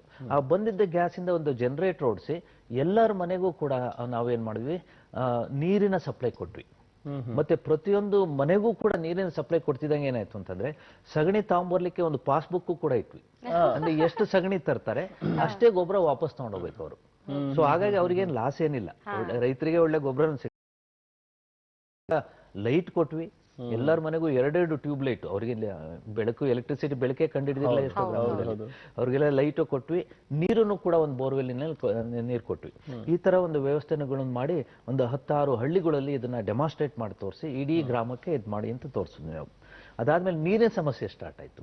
ನೀರಿನ ಸಮಸ್ಯೆನ ಏನಕ್ಕೆ ನೀಗಿಸ್ಬೋದು, ಹೇಗೆ ನೀರಿಸ್ಬೋದು ಅಂತ ಹೇಳ್ಬಿಟ್ಟು ಮಳೆ ನೀರು ಸಂಗ್ರಹಣೆ ಮತ್ತೆ ಇಂಧನದ್ದು ಕೂಡ ಸಮಸ್ಯೆ ಜಾಸ್ತಿ ಆಯ್ತು. ಅದಕ್ಕೆ ಸೋಲಾರ್ ವಾಟರ್ ಹೀಟರ್ ಬಳಸಿದ್ರೆ ಆದಷ್ಟು ಎಲೆಕ್ಟ್ರಿಸಿಟಿ ಕಡಿಮೆ ಆಗುತ್ತೆ. ಈ ತರ ಬೇರೆ ಬೇರೆ ಒಂದು ರೂಪಗಳು, ಜನರಿಗೆ ನೈಸರ್ಗಿಕ ಸಂಪನ್ಮೂಲವನ್ನು ಎಷ್ಟು ಚೆನ್ನಾಗಿ ಉಪಯೋಗಿಸ್ಕೋಬಹುದು, ಒಂದು ಸದೃಢ ಒಂದು ಸಮಾಜವನ್ನ ರೂಪಿಸಬಹುದು ಅಂತ ಹೇಳ್ಬಿಟ್ಟು ಕೆಲವು ಅನ್ವೇಷಣೆಗಳನ್ನ ನಾವು ಜನರಿಗೆ ತಲುಪಿಸ್ತಾ ಬಂದ್ವಿ. ಓಕೆ ಸರ್, ಯಾವುದೇ ಅನ್ವೇಷಣೆ ಆಗ್ಬೇಕು ಅಂದ್ರೂ ಅದ್ರ ಹಿಂದೆ R&D ವರ್ಕ್ ತುಂಬಾನೇ ಆಗಿರತ್ತೆ. ಸೊ ನೀವು ಮಾಡಿದಂತಹ ಕೆಲವೊಂದು ಆವಿಷ್ಕಾರಗಳಲ್ಲಿ ಯಾವ್ದಾದ್ರು ತೀರಾ ಚಾಲೆಂಜಿಂಗ್ ಅನ್ಸಿದೆ? ಯಾಕಂದ್ರೆ ಮೊದಲನೇ ಹಂತದಲ್ಲೇ ಅದು ಸಕ್ಸಸ್ ಕಂಡಿರಲ್ಲ, ಸೊ ಫೇಲ್ಯೂರ್ ಕೂಡ ನೋಡಿರ್ತೀರಿ. ನಾನೇನೋ ಅನ್ಕೊಂಡಿದ್ದೆ, ಇದೇನೋ ಬೇರೆ ತರ ಆಯ್ತು ಅನ್ನೋದು, ಆ ತರದ ಏನಾದ್ರು ಅನುಭವಗಳಾಗಿದೆ ಸರ್? ಅದರಲ್ಲಿ ಎಸ್ಪೆಷಲಿ ನೋಡಿ, ಮಳೆ ನೀರು ಸುಗ್ಗಿ ಏನ್ ಮಾಡಿದ್ವಿ ಅದು, ಈ ತರ ಸೋಲಾರ್ ವಾಟರ್ ಹೀಟರ್ ಇದೆಲ್ಲ ಮಾಡಿದಾಗ ಜನಗಳು ಏನ್ ಮಾಡೋರು, ಹಿಂಜರಿತಾ ಇದ್ರು. ಹೊಸದಾಗಿ ಏನೇ ತಗೊಂಡೋಗಿ ಜನಗಳಿಗೆ ಒಂದು ಅನುಮಾನ ಇರುತ್ತೆ, ಬೇಗ accept ಮಾಡಲ್ಲ. ಬೇಗ ಅಕ್ಸೆಪ್ಟ್ ಮಾಡಲ್ಲ. ಅದೇನಾಗುತ್ತೆ ಅಂದ್ರೆ ಪಕ್ಕದ ಮನೆಯವ್ರು ಮಾಡಿ ನೋಡ್ಲಿ, ಅದು ಸಕ್ಸಸ್ ಆದ್ರೆ ನಾನು ಆಮೇಲೆ ಮಾಡೋಣ ಅಂತಾರೆ. ಅದು ಸಕ್ಸಸ್ ಆದ್ರೂ ಕೂಡ ಈಗಿರೋ ವ್ಯವಸ್ಥೆಯನ್ನ ಡಿಸ್ಟರ್ಬ್ ಮಾಡ್ಲಿಕ್ಕೆ ಜನಗಳಿಗೆ ಅಷ್ಟು ಒಂಥರ ಕಂಫರ್ಟ್ ಝೋನ್ ಅಲ್ಲಿ ಇರ್ತಾರೆ, ಹಾಗೇ ಹೋಗ್ಬೇಕು ಅಂತ ಇರ್ತಾರೆ. ಹೊಸದ್ರ ಬಗ್ಗೆ ಒಂಥರ ಚಾಲೆಂಜಿಂಗ್ ಆಗಿ ಅಥವಾ ಒಂದು ರಿಸ್ಕ್ ಟೇಕಿಂಗ್ ಎಬಿಲಿಟಿ ನಮಗೆ ಬಹಳ ಕಡಿಮೆ. ಅದಕ್ಕೋಸ್ಕರ ನಾನೇನ್ ಮಾಡಿದ್ವಿ, ಬೇರೆಯವ್ರಿಗೆ ಬರೀ ಥಿಯರಿ ಹೇಳೋದಾಗ್ಲಿ, ಒಂದು ಅಲ್ಲಿ ಇಲ್ಲಿ ಡೆಮಾನ್ಸ್ಟ್ರೇಟ್ ಮಾಡಿ ನಮ್ಮ ಲ್ಯಾಬ್ಗಳಲ್ಲಾಗ್ಲಿ ನಮ್ಮ ಒಂದು ಸಂಸ್ಥೆಗಳಲ್ಲಿ ತೋರಿಸೋದಕ್ಕಿಂತ ನಮ್ಮ ಮನೆಯಲ್ಲೇ ಅಳವಡಿಸ್ಕೊಳ್ಳೋಣ ಅಂತ ಹೇಳ್ಬಿಟ್ಟು ನಾವು ಮನೆ ಕಟ್ಲಿಕ್ಕೆ ಸ್ಟಾರ್ಟ್ ಮಾಡಿದ್ವಿ. ಆ ಮನೆ ಹೆಸರು ಸೌರಭ ಅಂತ. ಇದಕ್ಕೆ ನಾನು ಯೋಚನೆ ಮಾಡ್ತಾ ಬಂದೆ, ಮನೆಗೆ ಏನೇನ್ ಬೇಕೋ ಅದು ಎಲ್ಲದೂ ಕೂಡ ನಮ್ಮ ಸುತ್ತಮುತ್ತ ನಿಸರ್ಗದಲ್ಲೇ ಸಿಗುತ್ತಾ, ಅದು ಸಿಗಬೇಕಾದ್ರೆ ನಾವು ಅದನ್ನ ಏನೇನ್ ಮಾಡ್ಕೋಬೇಕು ಅಂತ. ಗಾಳಿ, ಬೆಳಕು, ಹೀಟ್, ನೀರನ್ನು ಕಾಯಿಸ್ಲಿಕ್ಕೆ, ಮತ್ತೆ ನೀರು, ಮಳೆ ನೀರು ಸಂಗ್ರಹಣೆಯಿಂದ, ಒಳ್ಳೆ ವಾತಾವರಣ, ಗಿಡ ಮರಗಳಿಂದ, ಮತ್ತೆ ಎಷ್ಟೋ ವೇಸ್ಟ್ ಜನರೇಟ್ ಆಗುತ್ತೆ, ಅದನ್ನೆಲ್ಲ ಏನ್ ಮಾಡೋದು, ಅದಕ್ಕೆ ಎರೆಹುಳು ಗೊಬ್ಬರಗಳು ಈ ತರ ಎಲ್ಲ ಮಾಡಿ ಹೇಗಿರ್ಬೋದು ಅಂತ ಹೇಳ್ಬಿಟ್ಟು ಒಂದು ಐಡಿಯಲ್ ಹೌಸನ್ನ ನಾವು ಆರ್ಕಿಟೆಕ್ಟ್ಸ್ ಇಂದ ಪ್ಲಾನ್ ಮಾಡಿಸಿದ್ವಿ.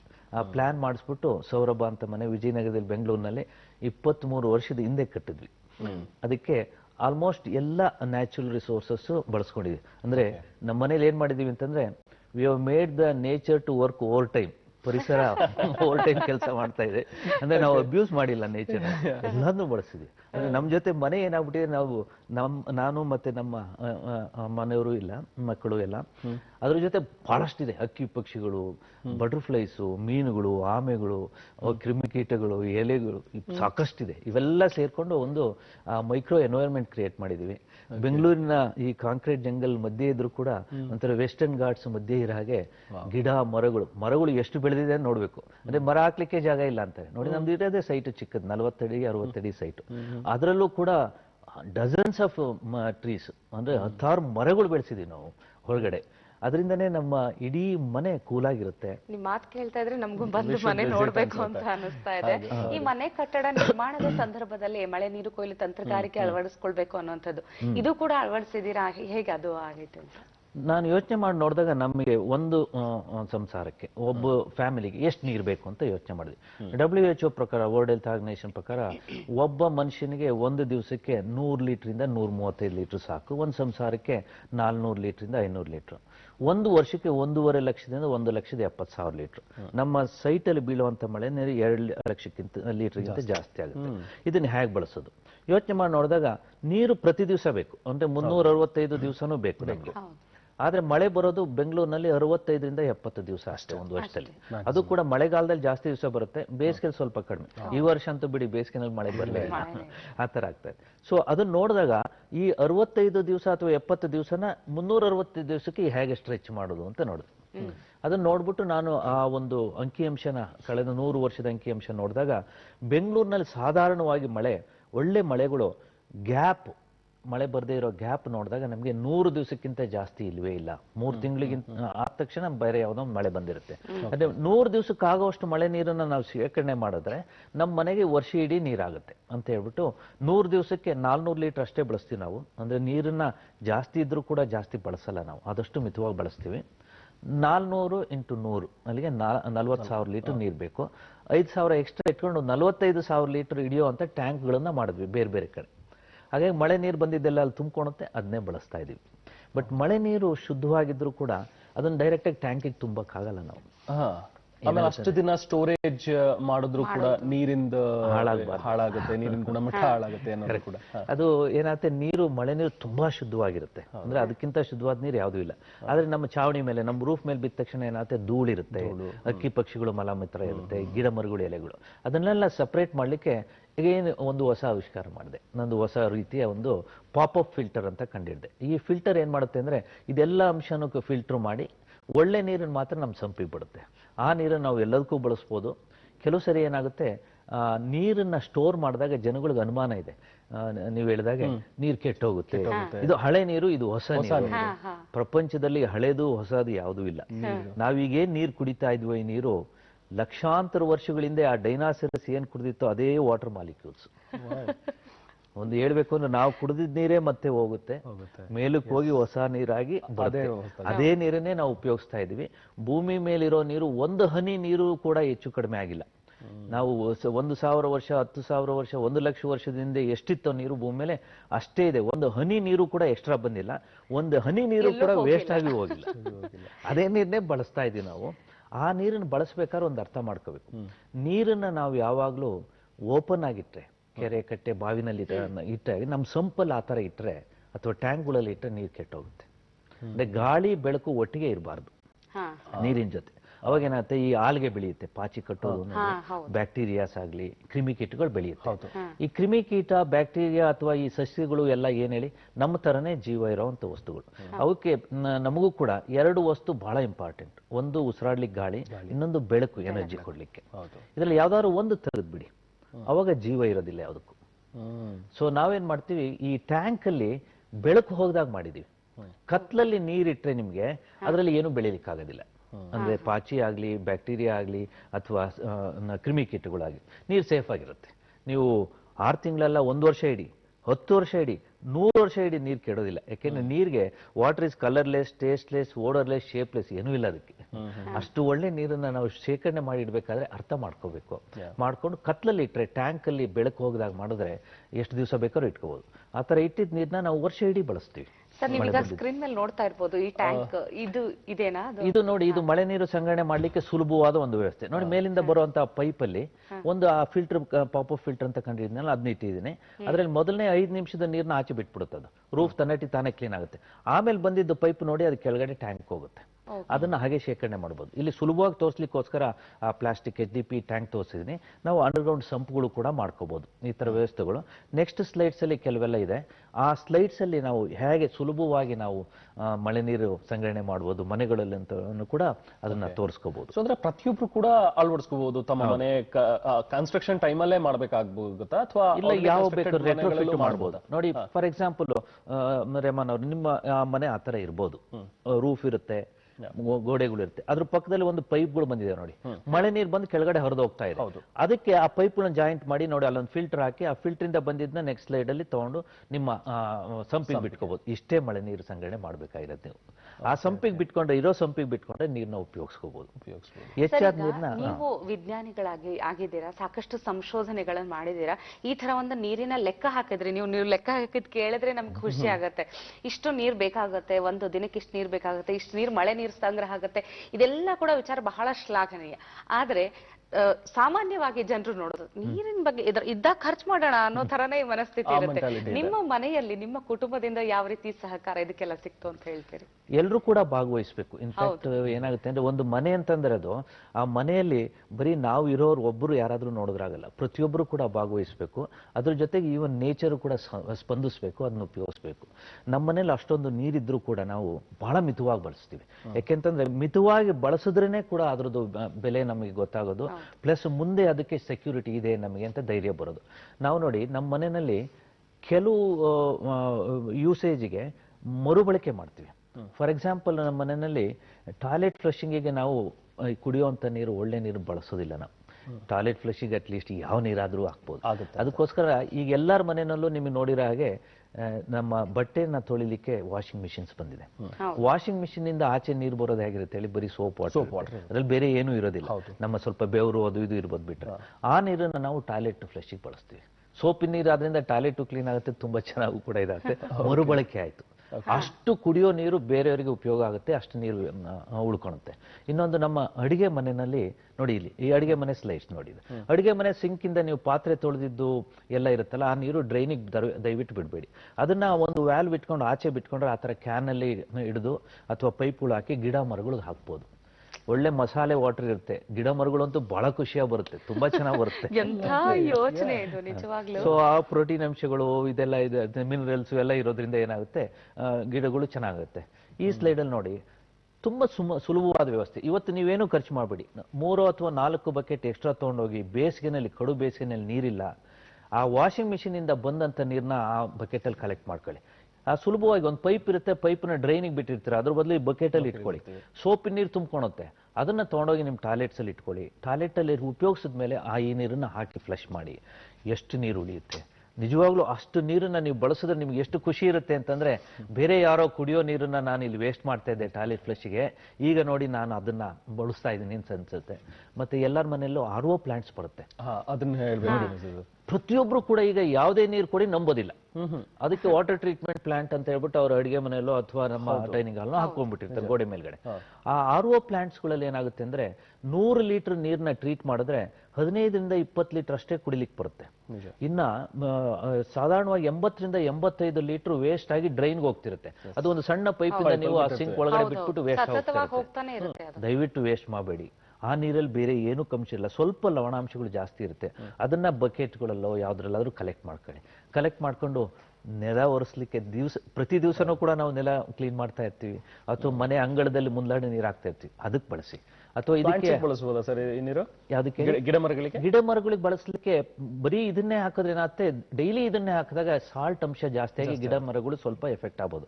ಅದ್ರ ಬದಲು ನೀವೇನ್ ಮಾಡಿ, ಅಡುಗೆ ಮನೇಲಿ ಬಳಸಿದ್ದು ಈ ನೀರು ಎರಡು ಮಿಕ್ಸ್ ಮಾಡಿ ಹಾಕಿದ್ರೆ ಏನೂ ಆಗೋದಿಲ್ಲ. ಅಥವಾ ಸ್ವಲ್ಪ ಫ್ರೆಶ್ ವಾಟರ್ನು ಮಿಕ್ಸ್ ಮಾಡಿ ಹಾಕಿದ್ರೆ ಗಿಡ ಮರಗಳಿಗೂ ಕೂಡ ಹಾಕಬಹುದು. ಬಟ್ ಇದು ಫಸ್ಟ್ ಯೂಸೇಜ್ ನೀವು ನೆಲ ತೊಳಿಲಿಕ್ಕೆ ಅದಕ್ಕೆ ಉಪಯೋಗಿಸಿ, ಹಾಗಾಗಿ ಡೈರೆಕ್ಟ್ ಆಗಿ ಉಪಯೋಗಿಸಬಹುದು. ಈ ತರ ಮರುಬಳಕೆ ಮಾಡಿದ್ರೆ ನಮಗೆ ಸದೃಢವಾಗಿ ನೀರು ಸಿಗುತ್ತೆ. ಮತ್ತೆ ಎಲ್ಲರೂ ಕೂಡ ಮಾಡಬಹುದು. ನೋಡಿ, ಸುಲಭವಾದ ವ್ಯವಸ್ಥೆಗಳು ತೋರಿಸಿ ನಮ್ಮ ಮನೆಯಲ್ಲಿ ವರ್ಷಾನುಗಟ್ಲೆ ಮಾಡಿ ನೋಡಿದೀವಿ. ಎಲ್ಲರೂ ಕೂಡ ಮಾಡ್ಕೋಬಹುದು ಈ ತರ ವ್ಯವಸ್ಥೆ. ಸರ್, ಈಗ ಆಲ್ರೆಡಿ ಇರುವಂತ, ಈಗ ಬೆಂಗಳೂರು ಅಂತ ಮಹಾನಗರಗಳಲ್ಲಿ ಅಪಾರ್ಟ್ಮೆಂಟ್ ಕಲ್ಚರ್ಗಳು ಜಾಸ್ತಿ ಇದೆ. ಸೊ ಅಪಾರ್ಟ್ಮೆಂಟ್ ಅಲ್ಲಿ ಹೆಚ್ಚು ಮನೆಗಳು, ಫ್ಲಾಟ್ಗಳೆಲ್ಲ ಇರುತ್ತೆ. ಅಲ್ಲಿ ಇದನ್ನ ಅಳವಡಿಸಬಹುದಾ, ಮಳೆ ನೀರು ಸಂಗ್ರಹ ಮಾಡುವಂಥದ್ದು? ಅದನ್ನ ಆಲ್ರೆಡಿ ಇರುವಂತದ್ ಕಡೆ ಹೇಗೆ ಅಳವಡಿಸುವಂಥದ್ದು? ಅದಕ್ಕೆ ಸರ್ಕಾರದಿಂದ ಏನಾದ್ರೂ ವ್ಯವಸ್ಥೆಗಳಿರುತ್ತಾ, ಹೇಗೆ ಸರ್? ಹೌದೌದು. ಇದು ನೋಡಿ, ಬರೀ ಪ್ರತಿಯೊಂದು ಮೊದಲು ಮನೆಗಳಿಗೆ ಮಾಡಬಹುದು ಅಂತ ಹೇಳ್ಬಿಟ್ಟು ಒಂದು ತಪ್ಪು ಕಲ್ಪನೆ ಇತ್ತು. ಇಲ್ಲ, ಈಗ ಏನಾಗಿದೆ ಅಂತಾರೆ, ಮನೆಗಳಿಗಿಂತ ಜಾಸ್ತಿ ಅಪಾರ್ಟ್ಮೆಂಟ್ಗಳು ಮಾಡ್ಲಿಕ್ಕೆ ಸ್ಟಾರ್ಟ್ ಮಾಡಿದ್ದಾರೆ. ಯಾಕೆಂದ್ರೆ ಮೇಲ್ ಬಿದ್ದ ಮಳೆ ನೀರನ್ನ ಪೈಪ್ಗಳಿಂದ ತಂದಿರ್ತಾರೆ, ಸಿಸ್ಟಮ್ಯಾಟಿಕ್ ಆಗಿ ತಗೊಂಡೋಗಿ ಆಚೆ ಬಿಟ್ಬಿಟ್ಟಿರ್ತಾರೆ. ಈಗ ಅದಕ್ಕೆ ಒಂದು ಹೊಸ ಫಿಲ್ಟರ್ ಕಂಡಿಡ್ತೀವಿ ನಾವು. ಆಗ್ಲೇ ತೋರಿಸಿದ ಫಿಲ್ಟರ್ ಅಲ್ಲ, ಅದು ಮನೆಗಳಿಗೆ ಮಾತ್ರ ಹೊಸದೊಂದು ಟೋಟ್ಲಿ ಆಟೋಮೆಟಿಕ್ ಫಿಲ್ಟರ್ ಅಂಡರ್ಗ್ರೌಂಡ್ ಇರುತ್ತೆ. ಅದೇನ್ ಮಾಡುತ್ತೆ, ಮೊದಲೇ 5 ನಿಮಿಷದ ನೀರನ್ನ ಹೊರಗಡೆ ಬಿಟ್ಟು ಆಮೇಲೆ ಬಂದಿದ್ದ ನೀರನ್ನ ನಿಮಗೆ ಸಂಪಿ ಬಿಡುತ್ತೆ. ಹಾಗಾಗಿ ಶುದ್ಧವಾದ ನೀರು ಬರ್ತಾ ಇರುತ್ತೆ. ಪ್ರತಿಯೊಂದು ಅಪಾರ್ಟ್ಮೆಂಟ್ಗಳಲ್ಲೂ ಕೂಡ ಮಾಡ್ಬೋದು. ಕೆಲವು ಸ್ಲೈಡಲ್ಲಿ ಅದು ಕೂಡ ಚಿತ್ರಗಳಿದೆ. ಅದು ನೋಡಿ, ಈ ತರ ದೊಡ್ಡ ಅಪಾರ್ಟ್ಮೆಂಟ್ಗಳಲ್ಲಿ ಬಂದ ನೀರನ್ನೆಲ್ಲ ಪೈಪ್ಗಳಿಂದ ಕೆಳಗಡೆ ಬರೋ ಒಂದು ವ್ಯವಸ್ಥೆ ಇರುತ್ತೆ. ಅದಕ್ಕೊಂದು ಫಿಲ್ಟರ್ ವ್ಯವಸ್ಥೆ ಮಾಡಿದ್ವಿ. ಆ ಫಿಲ್ಟರ್ ಇಂದ ಬಂದಿದ್ದು ಸಂಪಿಗೆ ಹೋಗುತ್ತೆ. ಆ ಸಂಪಿಂದ ನೀರನ್ನ ನಾವು ಮೇಲೆ ಎತ್ಬಿಟ್ಟು ಮತ್ತೆ ಬಳಕೆ ಮಾಡ್ಬೋದು. ಮತ್ತೆ ಹೆಚ್ಚಾದ ನೀರನ್ನ ನಾವು ಅಂಡರ್ಗ್ರೌಂಡ್ ರೀಚಾರ್ಜ್ ಕೂಡ ಮಾಡ್ಬೋದು. ರೀಚಾರ್ಜ್ ಮಾಡಿದ್ರೆ ಆ ಬೋರ್ವೆಲ್ ಇಂದ ನೀರು ಸಾಕಷ್ಟು ತೆಗಿತಾರೆ.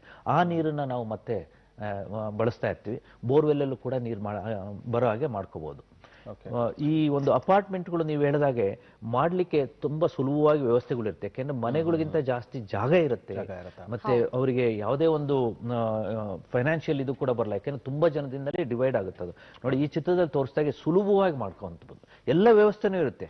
ಅದನ್ನ ನಾವೇನ್ ಮಾಡೋದು, ಒಂದು ಫಿಲ್ಟರ್ ಅಳವಡಿಸಿ ಅಲ್ಲಿಂದ ಸಂಪಿಗೆ ಬಳಸುವುದು. ಅಪಾರ್ಟ್ಮೆಂಟ್ಗಳಲ್ಲಿ ಮತ್ತೆ ದೊಡ್ಡ ದೊಡ್ಡ ಕಾರ್ಖಾನೆಗಳಲ್ಲಾಗ್ಲಿ, ಹೋಟ್ಲುಗಳಲ್ಲಾಗ್ಲಿ, ಹಾಸ್ಪಿಟ್ಲ್ಗಳಲ್ಲಿ ಎಲ್ಲರೂ ಮಾಡ್ಬೋದು. ಇದನ್ನು ಮಾಡಿಸ್ಲಿಕ್ಕೆ ನಮ್ಮ ಕರ್ನಾಟಕ ರಾಜ್ಯ ವಿಜ್ಞಾನ ಮತ್ತು ತಂತ್ರವಿದ್ಯಾ ಮಂಡಳಿ ಮತ್ತು BWSS ಬೆಂಗಳೂರು ಜಲಮಂಡಳಿ ಕೈ ಜೋಡಿಸಿ ಕಳೆದ 10 ವರ್ಷದಿಂದ ನಾವು 2 ಹೆಲ್ಪ್ ಡೆಸ್ಕ್ಗಳನ್ನ ನಾವು ನಡೆಸ್ತಾ ಬಂದಿದ್ದೀವಿ. ಒಂದು ಜಯನಗರದಲ್ಲಿ sir M Visvesvaraya rain water harvesting theme park ಅಂತ, ಹೌದು, ನಮ್ಮ ಭಾರತ ದೇಶದಲ್ಲೇ ಮೊದಲನೇ ಒಂದು ಥೀಮ್ ಪಾರ್ಕ್ ನ ಮಾಡಿದ್ವಿ. ಅದು ಮಾಡಿ 100 ಜನ ಬರ್ತಾರೆ, ಮಕ್ಕಳೆಲ್ಲ ಬರ್ತಾರೆ. ಅಲ್ಲಿ ಯಾರೇ ಬಂದರೂ ಕೂಡ ಉಚಿತವಾಗಿ ಫ್ರೀಯಾಗಿ ಅವ್ರ ಮನೆಗೆ ಯಾವ ತರ ರೈನ್ ವಾಟರ್ ಹಾರ್ವೆಸ್ಟಿಂಗ್ ಮಾಡ್ಬೋದು, ಅಥವಾ ಅವರು ಒಂದು ಕಂಪನಿ ಆಗಲಿ ಇಂಡಸ್ಟ್ರಿಗೆ ಯಾವ ತರ ಮಾಡ್ಬೋದು, ಅಪಾರ್ಟ್ಮೆಂಟ್ಗೆ ಅಂತ ಎಲ್ಲ ತೋರಿಸ್ತೀವಿ. ಪ್ಲಾನು ಕೂಡ ಹಾಕೊಡ್ತೀವಿ. ಅದೇ ತರ ಇನ್ನೊಂದು rain water harvesting help desk ನಮ್ಮ Indian Institute of Science campus, ನಮ್ಮ ಕರ್ನಾಟಕ ರಾಜ್ಯ ವಿಜ್ಞಾನ ಮತ್ತು ತಂತ್ರವಿದ್ಯಾ ಮಂಡಳಿ KSCST ನಲ್ಲೂ ಕೂಡ ಮಾಡಿದ್ವಿ. ಇಲ್ಲಿ ನಾನು ನಮ್ಮ ಇಂಜಿನಿಯರ್ಸ್ಗಳು ಇರ್ತೀವಿ. ಎಲ್ಲ ವಿಷಯಗಳನ್ನು ಕೊಡ್ತೀವಿ. ನೀರನ್ನ ಹಿಂಗಿಸೋದು ಹೇಗೆ, ಒಣಗೋಗಿರೋ ಬೋರ್ವೆಲ್ಲಿಗೆ ಮತ್ತೆ ರೀಚಾರ್ಜ್ ಮಾಡಿ ಮಳೆ ನೀರನ್ನ ಅದರಲ್ಲಿ ಮತ್ತೆ ನೀರು ಬರೋ ಹಾಗೆ ಮಾಡೋದು ಹೇಗೆ, ಯಾಕಂದ್ರೆ ಇದು ಬಹಳ ಇಂಪಾರ್ಟೆಂಟ್. ನೀವು ನೋಡಿ, ಬೆಂಗಳೂರಿನಲ್ಲಿ 20 ಲಕ್ಷಕ್ಕಿಂತ ಜಾಸ್ತಿ ಪ್ರಾಪರ್ಟೀಸ್ ಇದೆ. ಆಲ್ಮೋಸ್ಟ್ ಪ್ರತಿಯೊಂದು ಪ್ರಾಪರ್ಟಿನಲ್ಲೂ ಕೂಡ ಈಗ ಬೋರ್ವೆಲ್ ಹಾಕ್ತಾರೆ. ನನ್ನ ಅಂದಾಜಿನ ಪ್ರಕಾರ 4.5 ಲಕ್ಷ ಬೋರ್ವೆಲ್ಗಿಂತ ಜಾಸ್ತಿ ಇರ್ಬೋದು. ಈಗ ಏನಾಗಿದೆ ಅಂತಂದ್ರೆ ಅರ್ಧಕ್ಕಿಂತ ಜಾಸ್ತಿ ಬೋರ್ವೆಲ್ಗಳು ಒಣಗೋಗಿವೆ. ಅದಕ್ಕೆ ಸಾವಿರಾರು ಕೋಟಿ ರೂಪಾಯಿಗಳು ಇನ್ವೆಸ್ಟ್ಮೆಂಟ್ ಇದೆ. ಅದನ್ನು ಮತ್ತೆ ರಿವೈವ್ ಮಾಡೋದು ಸುಲಭ. ಮಳೆ ಬಂದಾಗ ನೀರು ಹೆಚ್ಚಾಗಿ ಆಚೆ ಹೋಗೋದು ನೋಡಿದಿರಿ. ಆ ಮೈಸೂರು ರೋಡು ಮತ್ತೆ ಕೋರ್ಮಂಗ್ಲ ಇಲ್ಲೆಲ್ಲ ರೋಡ್ಗಳಲ್ಲಿ ಹರಿದು ಸರೋವರ ಆಗಿ ಕಾರ್ಗಳು ಕೂಡ ಕೊಚ್ಕೊಂಡು ಹೋಗುತ್ತೆ. ಆ ನೀರು ಅಲ್ಲಿ ಹೋಗೋದಕ್ಕೆ ಮುಂಚೆನೆ ಪ್ರತಿಯೊಂದು ಮನೆಯಲ್ಲೂ ಕೂಡ ಆ ನೀರನ್ನ ಇಂಗಿಸಿ, ಆ ನೀರು ಇಂಗಿಸಿದಾಗ ಏನಾಗುತ್ತೆ, ಬೋರ್ವೆಲ್ಗಳು ಮತ್ತೆ ನೀರಿಸ್ಕೊಡ್ಲಿಕ್ಕೆ ಸ್ಟಾರ್ಟ್ ಆಗುತ್ತೆ, ಅಲ್ಲಿ ಫ್ಲಡ್ಡಿಂಗ್ ಕಡಿಮೆ ಆಗುತ್ತೆ. ಎರಡು ಉಪಕಾರ ಇದೆ. ಒಂದು, ಅಂತರ್ಜಲವನ್ನ ನಾವು ಹೆಚ್ಚು ಮಾಡ್ದಂಗೆ ಆಗುತ್ತೆ. ಎರಡನೇದು, ಪಬ್ಲಿಕ್ಗೆ ಹಾನಿ ಆಗುವಂತ ಫ್ಲಡ್ಡಿಂಗ್ ಎಲ್ಲೆಲ್ಲಾಗುತ್ತೋ ಅದನ್ನು ಕೂಡ ತರಿತೀವಿ. ಹಂಗಾಗಿ ಬೆಂಗಳೂರಿನಲ್ಲಿರೋ 20 ಲಕ್ಷಕ್ಕಿಂತ ಜಾಸ್ತಿ ಪ್ರಾಪರ್ಟಿನಲ್ಲಿ ಪ್ರತಿಯೊಬ್ರು ಕೂಡ ರೈನ್ ವಾಟರ್ ಹಾರ್ವೆಸ್ಟಿಂಗ್ ಮಾಡ್ಬೋದು. ಏನಾದ್ರೂ ರೀಸನ್ ಹೇಳಿದ್ರು ಅವರು, ನಮ್ಮ ಮನೆಯಲ್ಲಿ ಜಾಗ ಇಲ್ಲ, ಮಾಡ್ಲಿಕ್ಕೆ ಆಗೋದಿಲ್ಲ, ಈ ತರ ಏನಾದ್ರೂ ಇದ್ರೆ ದಯವಿಟ್ಟು ಅವ್ರನ್ನ ಕರ್ಕೊಂಬನ್ನಿ, ಇಲ್ಲ ಅವ್ರನ್ನ ಬರ್ಲಿಕ್ಕೆ ಹೇಳಿ ನಮ್ಮ ಆಫೀಸಿಗೆ. ಅದಕ್ಕೆಲ್ಲ ಸುಲಭವಾಗಿ ಹೇಗ್ ಮಾಡ್ಬೋದು ಅಂತ ನಾವು ಫ್ರೀಯಾಗಿ ಉಚಿತವಾಗಿ ಪ್ಲಾನು ಕೂಡ ಮಾಡಿ ಕಳಿಸ್ತೀವಿ. ಸರ್, ಇದು ಥೀಮ್ ಪಾರ್ಕ್ ಹೇಳಿದ್ರಲ್ಲ, ಇದ್ರ ಬಗ್ಗೆ ಜನರಲ್ಲಿ ಜಾಗೃತಿ ಎಷ್ಟರ ಮಟ್ಟಿಗಿದೆ ಅನ್ನುವಂಥದ್ದು. ಈಗ ಒಂದು ಇಂಡಿಪೆಂಡೆಂಟ್ ಹೌಸ್ ಆಗಿರಬಹುದು ಅಥವಾ ಅಪಾರ್ಟ್ಮೆಂಟ್ ಆಗಿರಬಹುದು, ಈ ರೀತಿ ಒಂದು ಮಳೆ ನೀರಿನ ಸದ್ಬಳಕೆ ಸಂಗ್ರಹ ಮಾಡಬೇಕು ಅಂದ್ರೆ ಏನ್ ಪ್ರೊಸೀಜರ್ ಇದೆ, ಇದೆಲ್ಲದ್ರ ಬಗ್ಗೆ ಜಾಗೃತಿ ಎಷ್ಟರ ಮಟ್ಟಿಗಿದೆ ಅನ್ನುವಂಥದ್ದು. ನಾವು ಮೊದಲು ಏನ್ ಮಾಡಿದ್ವಿ ಅಂದ್ರೆ 2002ನೇ ಇಸ್ವಿನಲ್ಲಿ ನಾನು BBMPಗೆ ಹೋಗ್ಬಿಟ್ಟು ರಿಕ್ವೆಸ್ಟ್ ಮಾಡಿದ್ವಿ, ನೀವು ಹೌಸ್ ಕನ್ಸ್ಟ್ರಕ್ಷನ್ ಪ್ಲಾನ್ ಇರುತ್ತಲ್ಲ, ಸ್ಯಾಂಕ್ಷನ್ ಪ್ಲಾನ್ ಅಂತ ಏನ್ ಇರ್ತೀರಿ, ಆ ಪ್ಲಾನ್ ಸ್ಯಾಂಕ್ಷನ್ ಮಾಡೋದಕ್ಕೆ ಮುಂಚೆ ಆ ಪ್ಲಾನ್ ಅಲ್ಲಿ ರೈನ್ ವಾಟರ್ ಹಾರ್ವೆಸ್ಟಿಂಗ್ ಇದೆಯಾ ಇಲ್ವೋ ಫಸ್ಟ್ ತೋರಿಸಿ, ಅದಿದ್ರು ಮಾತ್ರ ಪ್ಲಾನ್ ಸ್ಯಾಂಕ್ಷನ್ ಮಾಡಿ ಅಂತ ಹೇಳ್ಬಿಟ್ಟು 2002ನೇ ಇಸ್ವಿನಲ್ಲೇ ಭಾರತ ದೇಶದಲ್ಲಿ ಮೊಟ್ಟ ಮೊದಲಿಗೆ ನಾವೇನ್ ಮಾಡಿದ್ವಿ, ಪ್ಲಾನ್ ಸ್ಟೇಜ್ ನಲ್ಲೇ ಬಿಲ್ಡಿಂಗ್ ಬೈಲಾ ಚೇಂಜ್ ಮಾಡಿ ಇನ್ಕಾರ್ಪೊರೇಟ್ ಮಾಡ್ಬಿಟ್ವಿ ಬೆಂಗಳೂರು ನಗರದಲ್ಲಿ. ಅವಾಗ್ಲಿಂದ ಅನ್ಫಾರ್ಚುನೇಟ್ಲಿ ಅದೇನಾಯ್ತು, ಪ್ಲಾನ್ ಅಲ್ಲೇ ಉಳ್ಕೋತು, ಜನಗಳು ಮಾಡೋದು ಬಹಳ ಕಡಿಮೆ ಆಯ್ತು, ಯಾಕೆಂದ್ರೆ ಎನ್ಫೋರ್ಸ್ಮೆಂಟ್ ಅಷ್ಟೊಂದು ಇದಾಗಿಲ್ಲ. ಅದಾದ್ಮೇಲೆ 2009ನೇ ಇಸ್ವಿನಲ್ಲೇ BWSSB ಜೊತೆ ಸೇರ್ಕೊಂಡು ಒಂದು ಲಾ ತಗೊಂಡ್ವಿ. 40-60 ಅಡಿ ಇರುವಂತ ಸೈಟ್ ಅಲ್ಲಿ ಯಾರದೇ ಮನೆ ಅಥವಾ ಆಫೀಸ್ ಏನೇ ಇರಲಿ ರೈನ್ ವಾಟರ್ ಹಾರ್ವೆಸ್ಟಿಂಗ್ ಮಾಡಿಸ್ಲೇಬೇಕು. ಹೊಸದಾಗಿ ಕಟ್ಟಿರೋ 30-40 ಸೈಟಲ್ಲೂ ಕೂಡ 1200 ಚದರ ಅಡಿನಲ್ಲೂ ಕೂಡ ರೈನ್ ವಾಟರ್ ಹಾರ್ವೆಸ್ಟಿಂಗ್ ಮಾಡಿಸ್ಬೇಕು ಅಂತ ಮಾಡಿದ್ವಿ. ಆ ಲಾ ಇರೋದ್ರಿಂದ ಏನಾಗಿದೆ, ಈಗ ಪ್ರತಿಯೊಬ್ಬರು ಮಾಡಿಸ್ಬೇಕಾಗುತ್ತೆ. ಆ ಮಾಡಿಸೋದಕ್ಕೆ ನಾವು ಪೂರಕವಾಗಿ ನೀವು ಹೇಳಿದಾಗೆ ಎಲ್ಲ ವ್ಯವಸ್ಥೆ ಕೊಡ್ತೀವಿ. ಪ್ರತಿ ತಿಂಗಳು ಕೂಡ 1 ಅಥವಾ 2 ಟ್ರೈನಿಂಗ್ ಪ್ರೋಗ್ರಾಮ್ ಮಾಡ್ತೀವಿ. ಆ ಟ್ರೈನಿಂಗ್ ಪ್ರೋಗ್ರಾಮ್ ಬೆಳಗಿಂದ ಸಂಜೆವರೆಗೂ ಇರುತ್ತೆ. ಪ್ಲಂಬಿಂಗ್ ಕಾಂಟ್ರಾಕ್ಟರ್ಸ್ ಬರ್ತಾರೆ, ಆರ್ಕಿಟೆಕ್ಟ್ಸು, ಇಂಜಿನಿಯರ್ಸು, ಅದು ಫ್ರೀ ಆಗಿ ಮಾಡ್ಕೊಡ್ತೀವಿ. ಒಂದು ಸರ್ಟಿಫಿಕೇಟು ಕೂಡ ಕೊಡ್ತೀವಿ. ಅವರು ವೈಜ್ಞಾನಿಕವಾಗಿ ನಿಮ್ಮ ಮನೆ ಅಥವಾ ನಿಮ್ಮ ಆಫೀಸು ಅಥವಾ ಬೇರೆ ಯಾವುದೇ ಒಂದು ಕಟ್ಟಡಕ್ಕೆ ರೈನ್ ವಾಟರ್ ಹಾರ್ವೆಸ್ಟಿಂಗ್ ಹೇಗೆ ಮಾಡಬೇಕು, ಎಷ್ಟು ನೀರು ಬರುತ್ತೆ, ವರ್ಷದಲ್ಲಿ ಎಷ್ಟು ನೀರು ಕಲೆಕ್ಟ್ ಆಗುತ್ತೆ, ಸಂಪ್ ಸೈಜ್ ಎಷ್ಟಿರ್ಬೋದು, ಯಾವ ಥರ ಫಿಲ್ಟರ್ಗಳು ಹಾಕಬೇಕು, ಬೋರ್ವೆಲ್ಲಿಗೆ ರೀಚಾರ್ಜ್ ಮಾಡ್ಬೇಕಾದ್ರೆ ಯಾವ್ಯಾವ ವ್ಯವಸ್ಥೆಗಳಿದೆ, ಇದೆಲ್ಲದನ್ನು ಕೂಡ ಅವ್ರಿಗೆ ವೈಜ್ಞಾನಿಕವಾಗಿ ಹೇಳ್ಕೊಡ್ತೀವಿ. ಅವಾಗ ಏನಾಗುತ್ತೆ, ಅವ್ರಿಗೆ ನಾಲೆಡ್ಜ್ ಚೆನ್ನಾಗಿರುತ್ತೆ, ತಪ್ಪುಗಳನ್ನು ಮಾಡಲ್ಲ. ತಪ್ಪುಗಳು ಏನಾಗಿದೆ ಅಂದ್ರೆ ನಾವೆಲ್ಲ ಮಾಡಿ ಅದನ್ನೆಲ್ಲ ತಿದ್ಕೊಂಡಿದೀವಿ. ಅದು ತಿದ್ದುಕೊಂಡು ಪಕ್ವವಾಗಿರುವಂತ ಒಂದು ತಂತ್ರಜ್ಞಾನ ಜನರಿಗೆ ತಲುಪಿಸ್ತಾ ಇದೀವಿ. ಅದನ್ನ ಅವರಿಗೆ ಕೊಟ್ಟಿರ್ತೀವಿ. ಅದನ್ನ ಅವರು ಪ್ರತಿಯೊಬ್ಬರು ಮಾಡ್ತಾ ಇದ್ದಾರೆ. ಈಗಾಗಲೇ 2200 ಜನಕ್ಕಿಂತ ಜಾಸ್ತಿ ಜನಕ್ಕೆ ನಾವು ಟ್ರೈನಿಂಗ್ ಕೊಟ್ಟಿದ್ದೀವಿ ಬೆಂಗಳೂರಿನಲ್ಲಿ. ಬೆಂಗಳೂರಿನ 200 ವಾರ್ಡ್ಗಳಲ್ಲೂ ಅವರು ಎಲ್ಲರೂ ಕೂಡ ಇದ್ದಾರೆ, ಎಲ್ಲ ಡಿಸ್ಟ್ರಿಬ್ಯೂಟ್ ಆಗಿದ್ದಾರೆ. ನಿಮ್ಮ ಮನೆ ಪಕ್ಕನೇ ಯಾರೋ ಇರ್ಬೋದು. ನಮ್ಮ ವೆಬ್ಸೈಟ್ ಅಲ್ಲಿ BWSSB ವೆಬ್ಸೈಟ್ ಅಲ್ಲಿ ಇದೆ. ಮತ್ತೆ ಮೊಬೈಲ್ ನಲ್ಲೂ ಕೂಡ ಒಂದು ಆಪ್ ಮಾಡಿದೀವಿ ನಾವು. ಆ ಆಪ್ ಅಲ್ಲೂ ಕೂಡ ಬರುತ್ತೆ. ಯಾವುದು ಸರ್ ಆಪ್ ಅದು? ಅದು